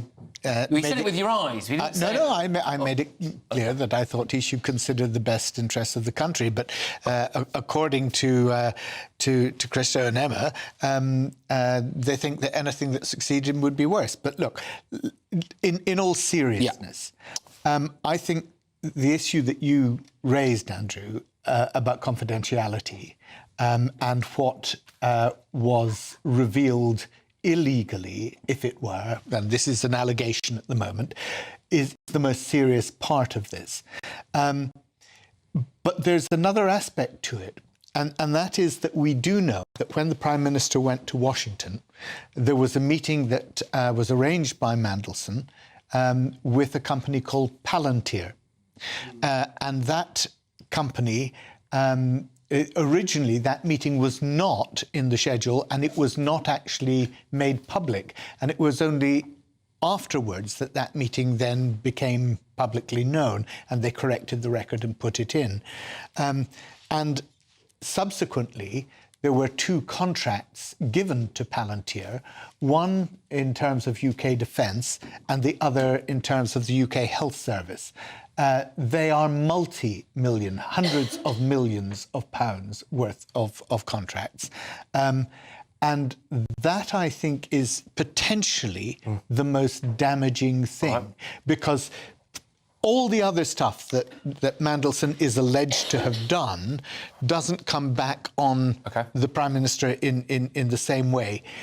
I thought the apology that he gave when he said, I'm sorry for what you've been through to the women, I'm sorry that you weren't believed by men higher up, but then he wasn't responsible for either of those. And I'm sorry that I believed Mandelson and appointed him. So he already has exculpated himself from appointing him by saying that I was lied to. And that's what gets me here. As well. This is the thing. He's literally driven a bus over the security services as well. I mean, there's no kind of end to it. Do you want to say, so regarding the Palantir allegations, obviously, someone from Palantir has said its software is helping to deliver better public services in the UK. That includes delivering more NHS operations, helping Royal Navy ships to stay at sea for longer, and helping the police to tackle domestic violence. Whilst the government spokesperson said that ministers engaged with a range of companies as part of their international travel, and Palantir is a long-standing investor in the UK. Before I go down the line to someone who's before we go down the line to someone who's a former Labour cabinet minister, there is a lady on the front row, and I'm desperate to get to you because it's your birthday, isn't it? Happy birthday. Happy birthday to you. Well, 21, obviously. So anyway, what would I have to say? I'd just like to ask you, do you think Mandelson had something over Starmer to give him such a top job? I don't. Ooh. Well, that's the million-dollar question, isn't it? And we're going to maybe find that out with the emails and the communications that have gone to the independent body of scrutiny committee. His head there. Yeah. I don't think so, but there was a very direct connection in that Morgan McSweeney, who is now the chief of staff, he was actually a protege of Mandelson's, and he organised Starmer's ascent to the leadership of the Labour Party through the secretly funded organisation of what was called Labour Together. Right. And therefore, I think there is a direct connection there, but it's through Morgan McSweeney. All right, well, we'll see. Well, so obviously, basically, pretty much everyone here, I think, thinks that Starmer should go, but we are apparently about to talk to a bloke who does not think that. Former Labour Cabinet Minister Sean Woodward joins us now. Sean, I'm sorry you're going to have to be quite short and sweet here, my good man. Thank you for joining us on a Friday night. So you think Starmer should stay, do you? I think the Prime Minister's in a great deal of difficulty right now. I mean, Patrick, the first thing I want to say is that Barry touched on it just briefly. When you did your stand-up comedy at the beginning and everyone else joined in, my thoughts were, this is very funny, but what about the girls and what about the young women? Because you know that I helped set up Childline, and I was deputy chairman of Childline for a number of years with Esther Ranson. We've now helped 5 million kids in trouble or danger. And for me, the story more than anything is about the women who weren't heard and weren't believed. And even the more remarkable, doesn't it, that your Prime Minister appointed a bloke who was friends with a paedophile to the position of US ambassador? Let me try and even begin to match the length of your monologue here. What worries me is that in all of this coverage, everyone keeps moving away from talking about these young women. What worries me is that Jeffrey Epstein staying there and being in power meant that for 10 or 15 years, perhaps beyond when we first knew about what he was up to, he continued being there, and more young women and girls were hurt by this. And I do think you've got very rightful questions to ask of Peter Mandelson and of Keir Starmer, of what he knew, why he didn't ask for more information, because what's very clear from what we're learning is there was enough public information out there that I think if deep vetting had been done on Peter Mandelson, it's inconceivable that there wouldn't have been yet more questions to be asked. So I'm with you in saying right now, I have no idea how Peter Mandelson could possibly have got through the process that I in Northern Ireland as Secretary of State understood to be deep vetting, because even if he could get through when Gordon Brown was Prime Minister and appoint him, we didn't know that much about Epstein in 2008. But by 2024, 2025, we knew he was the worst paedophile we've ever come across. And I'm staggered that he could be appointed. Right. OK. All right. So based on that, then, presumably you think Starmer has to go? I think based on that, the questions that have come out from the Intelligence and Security Committee are really, really important. And I know where you're going with this, but what I would say to you is a few days, which I think is what we're probably away from when getting these documents, if we take the heat down just for a moment, remember what this is really about, which isn't only Peter Mandelson but young women and girls who were abused, not by Peter Mandelson, but by Epstein staying in that position of power. Let's get the documents and let's see them, and then let's make our judgment. Let's and make let's the judgment make in it more detail. very All right. strongly. All right, Sean, thank you very much. Former Labour Cabinet Minister there, Sean Woodward. Yeah, great. Right, Lord Mandelson has previously denied wrongdoing relating to Epstein, saying, I was never culpable or complicit in his crimes like everyone else. I learned the actual truth about him after his death. He also relied on assurances of his innocence that turned out to be completely false. Right, OK, God, that's a lot cleaning up there, didn't we? Anyway, if you're currently looking for a job, one NHS trust is recruiting a nurse dedicated to treating inter-family couples. Yay! Despite a major outcry of the practice. Here's a thought. We could just ban people from having sex with their cousins and close relatives, couldn't we? But not in modern Britain. Anyway, talk about that next.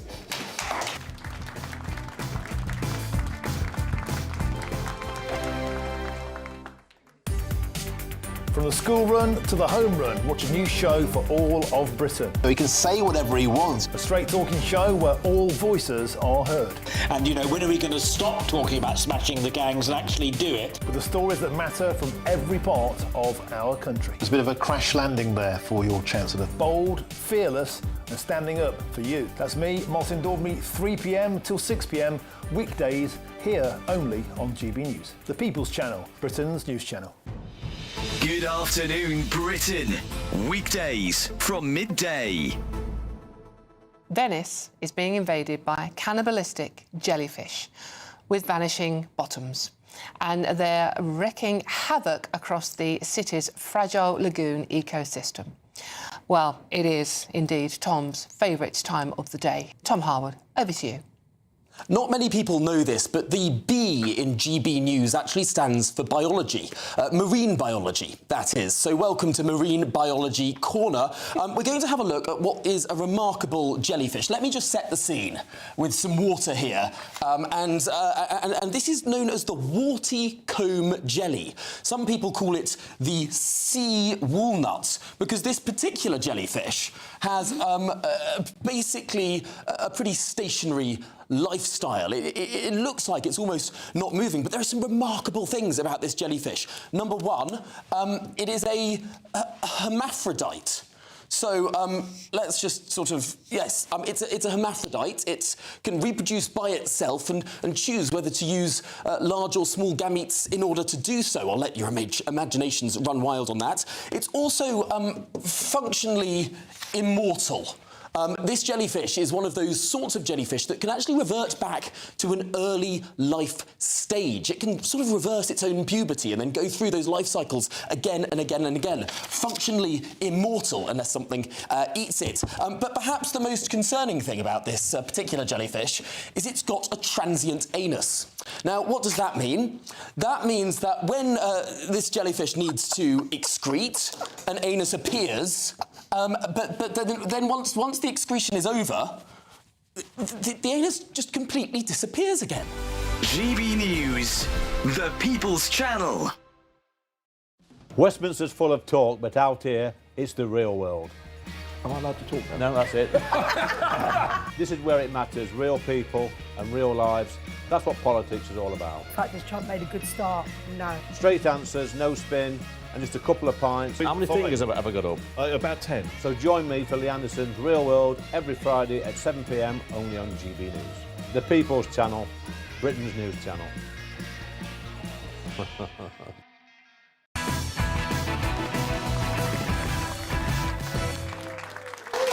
Welcome back, everybody. So, we're going to have to be quite squeezed now, unfortunately, because we had to go to a former Labour Cabinet Minister who didn't want to say anything over the phone earlier on. But Bradford NHS Trust is recruiting a nurse dedicated to treating inter-family couples, despite major calls to end the practice. The job, described as a close relationship marriage nurse, will provide comprehensive care support to families who have recently had a baby and are close relatives. So, look, pretty much as it says on the tin here, why on earth are we doing this in modern Britain? Adam? I grew up, my cousins were like brothers and sisters. I'm an only child. So the thought of this disgusts me and makes me feel sick. Obviously, it doesn't with other people in certain communities. I can't believe we are pandering to this. As you said, Patrick, I think it should be illegal to marry your cousin.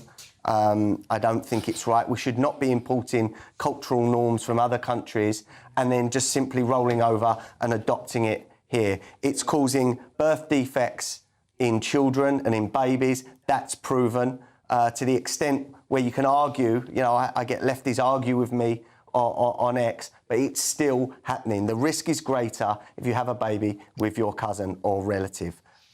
I cannot believe that more in Parliament are not pushing back against Emma? this. I mean, I completely agree with Adam. I think it should just simply be illegal. In the general population, it is very, very low that having children with your cousin. It's actually 1%. 1%. But 1 in 100 people. It says in this article here, in 3 inner-city Bradford wards, almost half, so 46% of mothers from the Pakistani community were married to a first or second cousin. And this is not just about the birth defects, this is also about integration. This is about communities that are marrying only within their own communities, bringing also people from abroad to live in their communities from within their own family. This is not good for Britain, it's not good for the children. It's ridiculous that there should be an NHS nurse, which, by the way, the salary for this is almost the same as a junior doctor. So it's completely obscene. I think most British people would be disgusted by it. I know that, Barry, when we were talking about this off air, you were saying that this isn't incest. We can get caught up in a technicality there of whether it's a co-sanguine marriage or not, but most British people would regard this as incest and would think it's disgusting. Yeah. Agreed. Yeah. There's a chap on the front row here who wants to make a point. Go on, sir. Well, it's a bit. I think this issue is so like the grooming gangs. I mean, in the sense that if this was happening with any other sort of community or in any other sort of demographic circumstances, everybody would put their hands up and say, lads, it's creepy, it's wrong, it's disgusting. It is, you know, like, does there need to be a debate about this? But there is an elephant in the room. Some of us are, you know, for varied reasons, like maybe not brave enough to say it fully outright, but there is a massive reason why, you know, in this particular circumstance, we pussyfoot around it, or we don't, you know, we try and avoid the issue a wee bit, like. Yeah.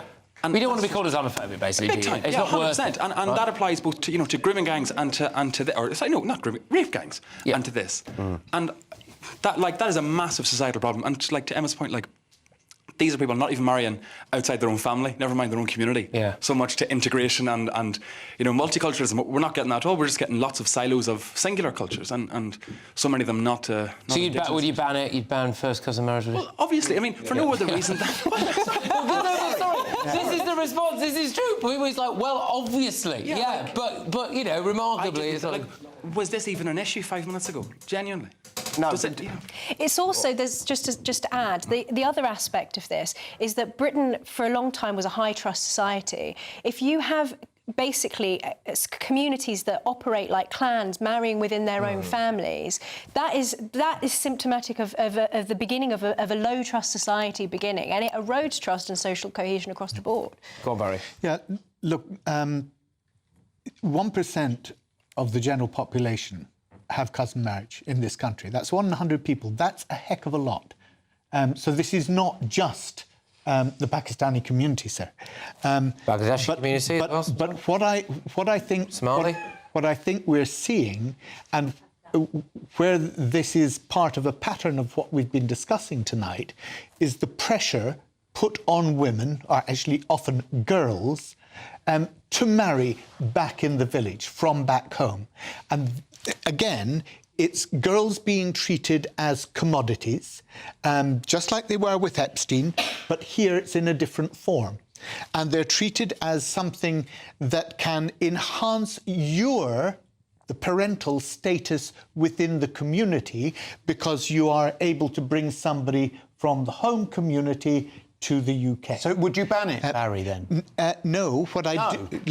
Based on what you've just said, you wouldn't. Let me explain. What I do is I tackle that, because that's the exploitation of the girls that is going on. But that's not the problem. The problem is that cousin marriage is disgusting. Sorry. No, actually, look, can I just point out that... would you marry your cousin, Barry? Yes or no? Would you marry your cousin? I have one cousin left. Right, and if you were single, would you marry that cousin? He's pressed ahead with it. No, I chose my wife a long time ago, and I'm very happy with it. If you were single, would you have married that cousin? This is the point. The point is this: if you fall in love with somebody, right? Do you not think it's morally wrong? No, I don't. I don't think it's morally wrong. The health risks are serious. Yes. So you've got thalassemia, you've got sickle cell, all of these.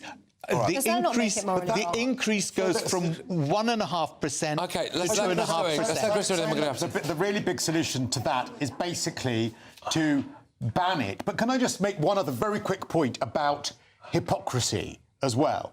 If I said, I only want to live in a community where I'm only surrounded by my ethnicity, and I don't really want to go outside of that community, and I'm only going to marry my own ethnicity. In fact, I'm going to go a step further, and it has to be someone I'm related to.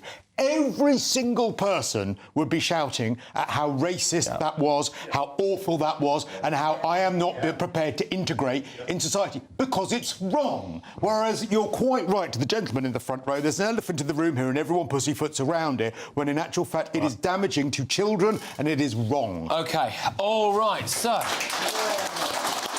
An NHS spokesperson said the NHS is clear that having closely related parents can increase the risk of inherited genetic conditions and serious illness. The role is part of a small pilot which will test whether or not nurses with specialist training in those complications could help save and improve the lives of vulnerable people. Right, well, when we come back, we're going to be doing something a bit different for this show. We're just going to get stuck straight into the front page because there are some new lines on there when it comes to Mandelson and Rayner and everyone. So we're going to talk about that in just a second. Stay tuned.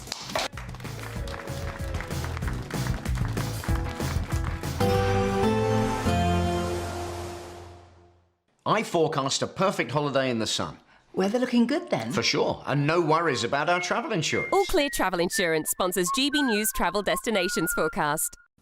Further very heavy rain and strong winds in Spain and Portugal, likely to cause more flooding problems here throughout the weekend. Another spell of very heavy rain, especially across the south of Spain, where river levels are already running exceptionally high. There'll be some showers heading into Italy, also looking a little drier for Greece on Saturday with some sunny spells here, and we'll continue to see some sunshine across the Canaries through the weekend and into the early part of next week, with temperatures rising a little bit here too. All Clear Travel Insurance sponsors GB News Travel Destinations forecast.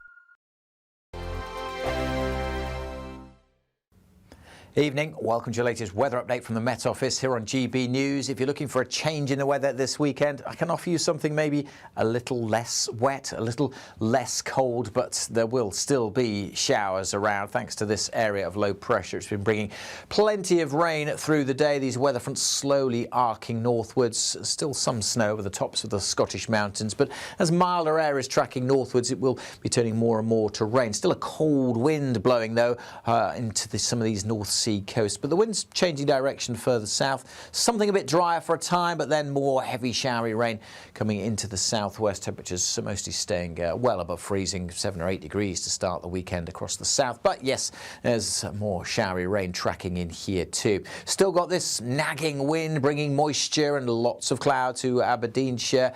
Mostly rain by this stage, but more rain falling onto very soggy ground could cause some problems. Bit of shelter in western Scotland again, so largely dry here. A few showers still in Northern Ireland, but things are turning a bit drier here too. And then for England and Wales, a real mishmash with bands of showers moving northwards, but it won't rain all day. There will be some drier spells in between. And that wind, particularly for northeastern parts of England, coming in from a different direction and easing too in southeast Scotland. So that'll probably make it feel at least a bit warmer than today, whereas the cold wind continues in the far northeast. Plenty of showers coming in around this area of low pressure. You can see the swirl there, but bringing milder air with it, so 10 or 11 in the south with a bit of sunshine, and further north those temperatures a bit higher than today's values, and will have mostly lost that wind. It's still there though in the far northeast on Sunday. A few more showers coming into western Scotland by this stage. Elsewhere, again, a good deal of dry weather, quite murky, quite grey and misty to start Sunday.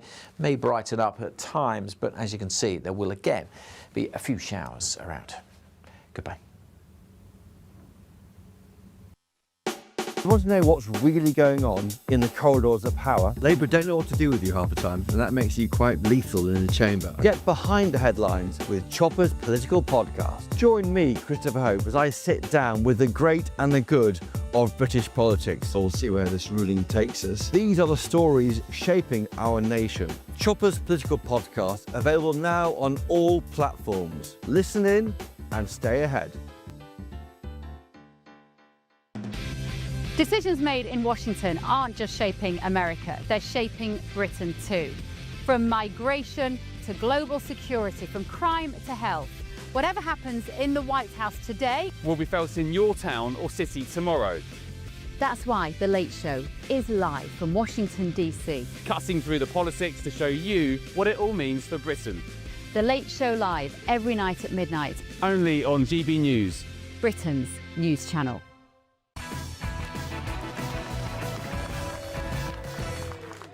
Welcome back, everybody. Thank you very much. Now, let me give you all a first glimpse at tomorrow's newspaper front pages, and we start with the Mirror. Missed chance to stop the Suffolk Strangler. There you go. Monster gets 40 years. The Daily Express. Death Wish TV licence fee hike hurts us all. We've covered that. Now we start getting into the old Mandelson stuff, right? So, The Guardian revealed Labour ministers handed files on reporters. So, a Labour minister was provided with intelligence files gathered on journalists who were investigating the think tank that helped propel Keir Starmer to power, which, of course, is in no way really sinister, is it? Can you imagine the file they've got on me? That'd be terrible. The Daily Telegraph, police raid Mandelson's homes. They've also got a story. The NHS is hiring foreign doctors to treat patients from the beach. So that's great. The NHS is allowing GPs to work from the beach and treat patients virtually from abroad. So, good. The Sun. Police rummage through Mandy's drawers. There we go. We've got The Independent, have we? Is that nice? Yeah. Mandelson's homes searched by police in Epstein probe. The Eye Weekend. Mandelson's homes raided by police. The Times. Rayner. I warned Starmer not to appoint Mandelson. And the Mail. Police knock on door of Mandelson's £12 million London home. Where did he get the money from? Yeah. And remove boxes of evidence. Right, the one that I think is quite... Well, two of them are quite interesting, but if we just focus on The Guardian... So, am I right in thinking that... go on, Barry, you know a bit more about this than me, that basically they spied on journalists, is that right? Basically, this was... It says Labour minister handed files. I think, actually, at the time, he wasn't an MP. He was the head of the organisation Labour Together. That organisation was subsequently fined... several £1,000, I think £14,000, for failing to register properly the donations that it had received. And allegedly, the reason for failing to register those donations was that they didn't want anybody to know what they were doing in terms of their own secret polling and to try and make sure that ultimately Keir Starmer became the leader of the party. Right, OK. Well, it's interesting, though. It just feels a bit sinister, doesn't it? But it certainly is, yeah. Yeah. I mean, Emma, can I get you on the Times' one, which is that Rayner, I warned Starmer not to appoint Mandelson. I mean, I can only understand who might have leaked this story to the Times there. But, yeah, I mean, this is her just really sticking the knife in, isn't it? Exactly. As you said, twisting it. Yeah. I mean, can I just start by asking, at what point do we stop calling this sleaze and just start calling it corruption? Yeah. Because that's what this is, really, isn't it? I mean, for Angela Rayner as well, I think... I mean, she's obviously angling she wants to be the next Prime Minister. And, fair enough, twisting the third house, twisting the knife. But it does feel a little bit sort of... I know, obviously, the scale of her scandal is like a tiny little drop in the ocean in comparison to this nuclear disaster. But she's a bit like, someone in a glass house throwing stones, isn't she? Do you think maybe she should... Am I being unfair? I think you are. The reason that she got into problems here is because she set up a trust fund for the house where her disabled son now lives. This is something that lots of people have had to do, and as I understand it, most of the times, they don't then have to pay the stamp duty on the other property. Now, you would expect the housing minister to know that, wouldn't you, Barry? It's still... Yes or no? If these people are running our lives, which they are running our lives, you expect them to know the department that they're working in, yes or no? It's not the housing department, it's actually about tax. And that isn't housing. But obviously she couldn't have asked the Chancellor because she wouldn't have had a clue either, would she? So, sorry, Barry. All right, look, we've got more of this at 11 o'clock. At 11 o'clock, we go into the papers in a deep dive. So I just wanted to tell everyone what was coming. And also, I wanted to leave enough time for the best bit of the show for a lot of people. It's Greatest Britain Union Jackass, so you will all have an opportunity to crown a Greatest Britain and a Union Jackass. That's coming your way next.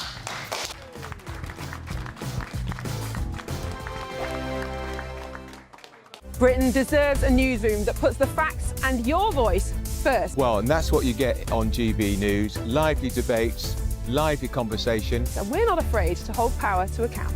And each other. So join me, Andrew Pierce. And me, Miriam Cates, for Britain's Newsroom, weekdays from 9:30 on GB News. GB News Breakfast, every day from 6 a.m. Called the Football Safety app is obviously does exactly what it says on the tin. You're going to a football match, and you got to remember football doesn't start when you're actually in the stadium. It starts when you leave your house and you're going to a game. So you can report in stuff whether you're on a train, whether you're travelling, whether you're walking to a stadium, anything that's happening in and around you. We all know that sometimes it can get a bit rowdy on the trains. I've been there before, stuck on the train before, and sometimes you struggle to report it. And this is a way of reporting what's going on and reporting it to police. And Emile, have you ever been a victim of all of this? Well, I've obviously had racial abuse at stadiums while playing, etc. You know, you know what's sad? The fact that you said obviously. Yeah. You know what I mean? That's just awful that it's obviously. The interesting thing with that is I made my debut at 17. And we know what's going on, we see it, I've had it, and by the time I was finished, when I was playing, I was thinking, by the time I finish playing, it will change. It probably hasn't, it's probably just morphed into something else. We have the ability to get a hold of anyone, any time in our hands, with our mobile phones, with social media, with the social media companies.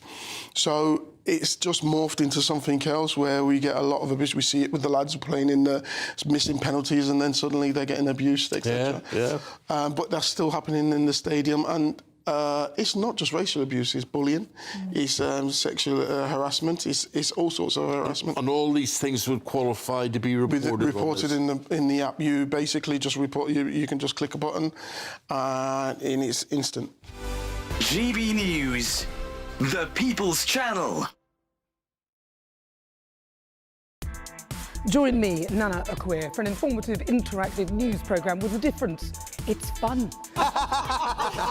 No, you didn't say that, Dave. I'm so surprised. I think there's an element of truth to that. Join me from 3 p.m. every weekend, only on GB News, Britain's news channel.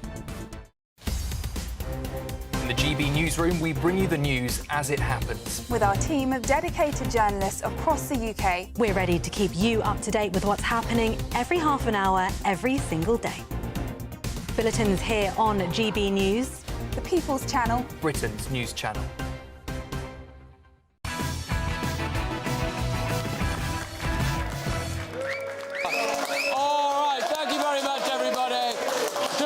Crack on with Great Britain Union Jackass. I want to give a shout out to the furthest travelled, who I think has come from Florida to be here. So thank you very much.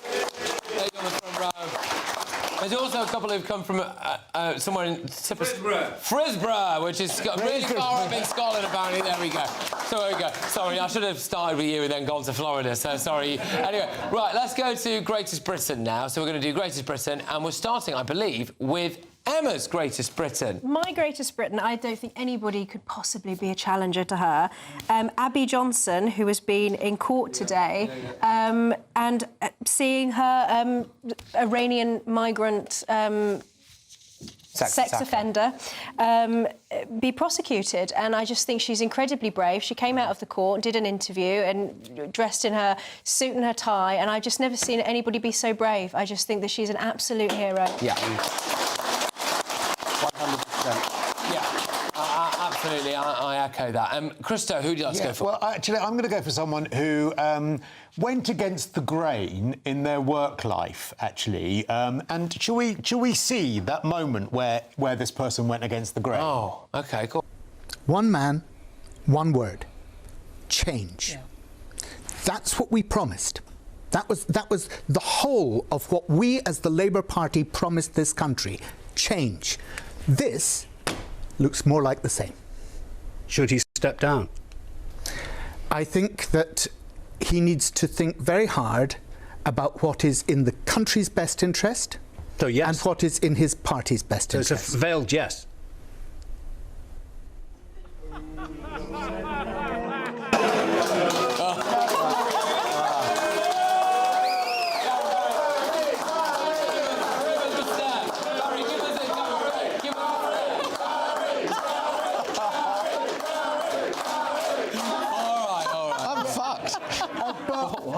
What did you say? OK, all right. Sorry for some minor bad language you might have heard there. Sorry. But yeah, I think it is. I mean, I'm sorry to have ruined your life. However, I think it's really brave to have not sort of had to toe the party line and to have gone against the grain. And I thought you'd like that, but now you look like you want to kill me. So let's move on. Let's move on. Can I just say I really respect what Barry did the other night. Right. OK. Mine is Rupert Lowe. No, wait, sorry. I need to do this now. Sorry for the bad language. Right, go on.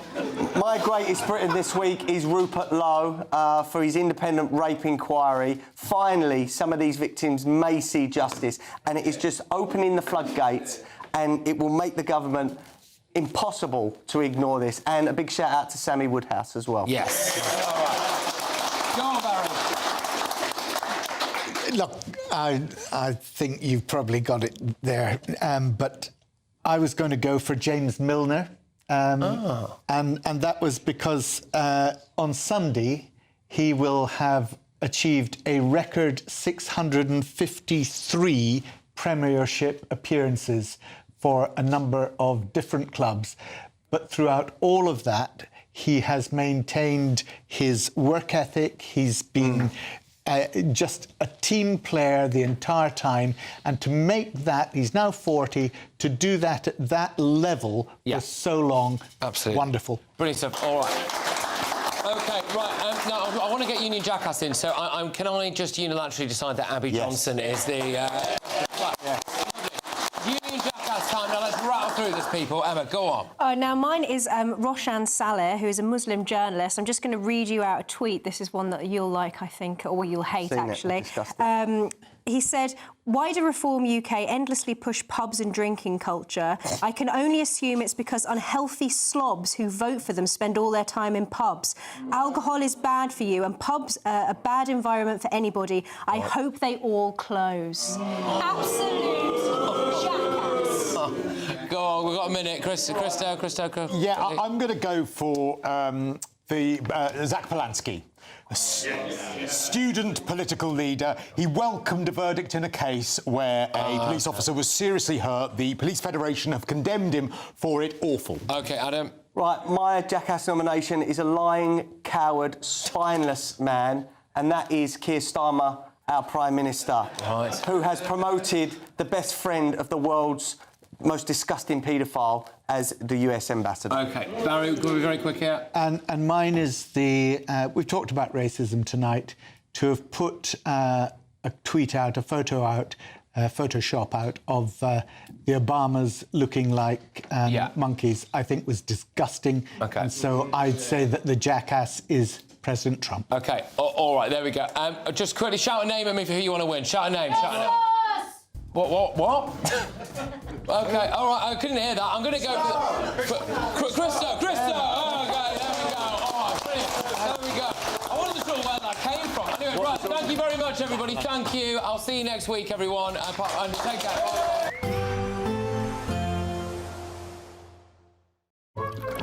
Warm and cosy. with a chance of zero visibility. Boxed Boilers sponsors the weather on GB News.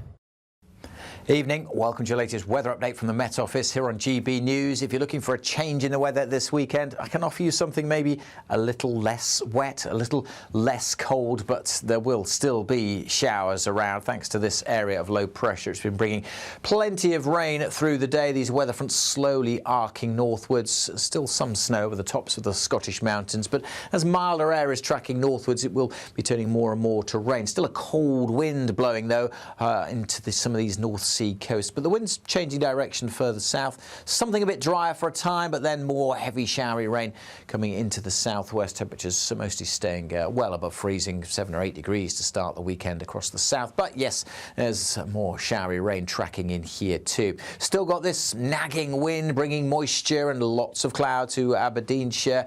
Mostly rain by this stage, but more rain falling onto very soggy ground could cause some problems. Bit of shelter in western Scotland again, so largely dry here. A few showers still in Northern Ireland, but things are turning a bit drier here too. And then for England and Wales, a real mishmash with bands of showers moving northwards, but it won't rain all day. There will be some drier spells in between. And that wind, particularly for northeastern parts of England, coming in from a different direction and easing too in southeast Scotland. So that'll probably make it feel at least a bit warmer than today, whereas the cold wind continues in the far northeast. Plenty of showers coming in around this area of low pressure. You can see the swirl there, but bringing milder air with it, so 10 or 11 in the south with a bit of sunshine, and further north those temperatures a bit higher than today's values and will have mostly lost that wind. It's still there though in the far northeast on Sunday. A few more showers coming into western Scotland by this stage. Elsewhere, again, a good deal of dry weather, quite murky, quite grey and misty to start Sunday. May brighten up at times, but as you can see, there will again be a few showers around. Goodbye. Warm and cosy, with a chance of zero visibility. Boxed Boilers sponsors the weather on This year, the adventure of a lifetime could be on us. Courtesy of Riviera Travel, there's a terrific £10,000 holiday for two to be won. Choose from over 30 worldwide destinations like Thailand, South Africa, New Zealand or even Sri Lanka. We'll also boost your bank account with a fabulous £30,000 in tax-free cash. For a chance to win, text WIN to 63225. One entry costs £2.50 plus one standard network rate message. Or text BONUS to 63225. 5 entries cost £5 plus one standard network rate message. Go to gbnews.com/win. Entries start at £2.50. Call 0903 686 3232. Calls cost £2.50 plus your network access charge. Or post your name and number to GB19 PO Box 8690 Derby DE1 9TT. UK only. Entrance must be 18 or over. Lines close at 4 p.m. on the 27th of February. Please check the closing time if listening or watching on demand. Good luck. From the school run to the home run, watch a new show for all of Britain. So he can say whatever he wants. A straight talking show where all voices are heard. And, you know, when are we going to stop talking about smashing the gangs and actually do it? With the stories that matter from every part of our country. It's a bit of a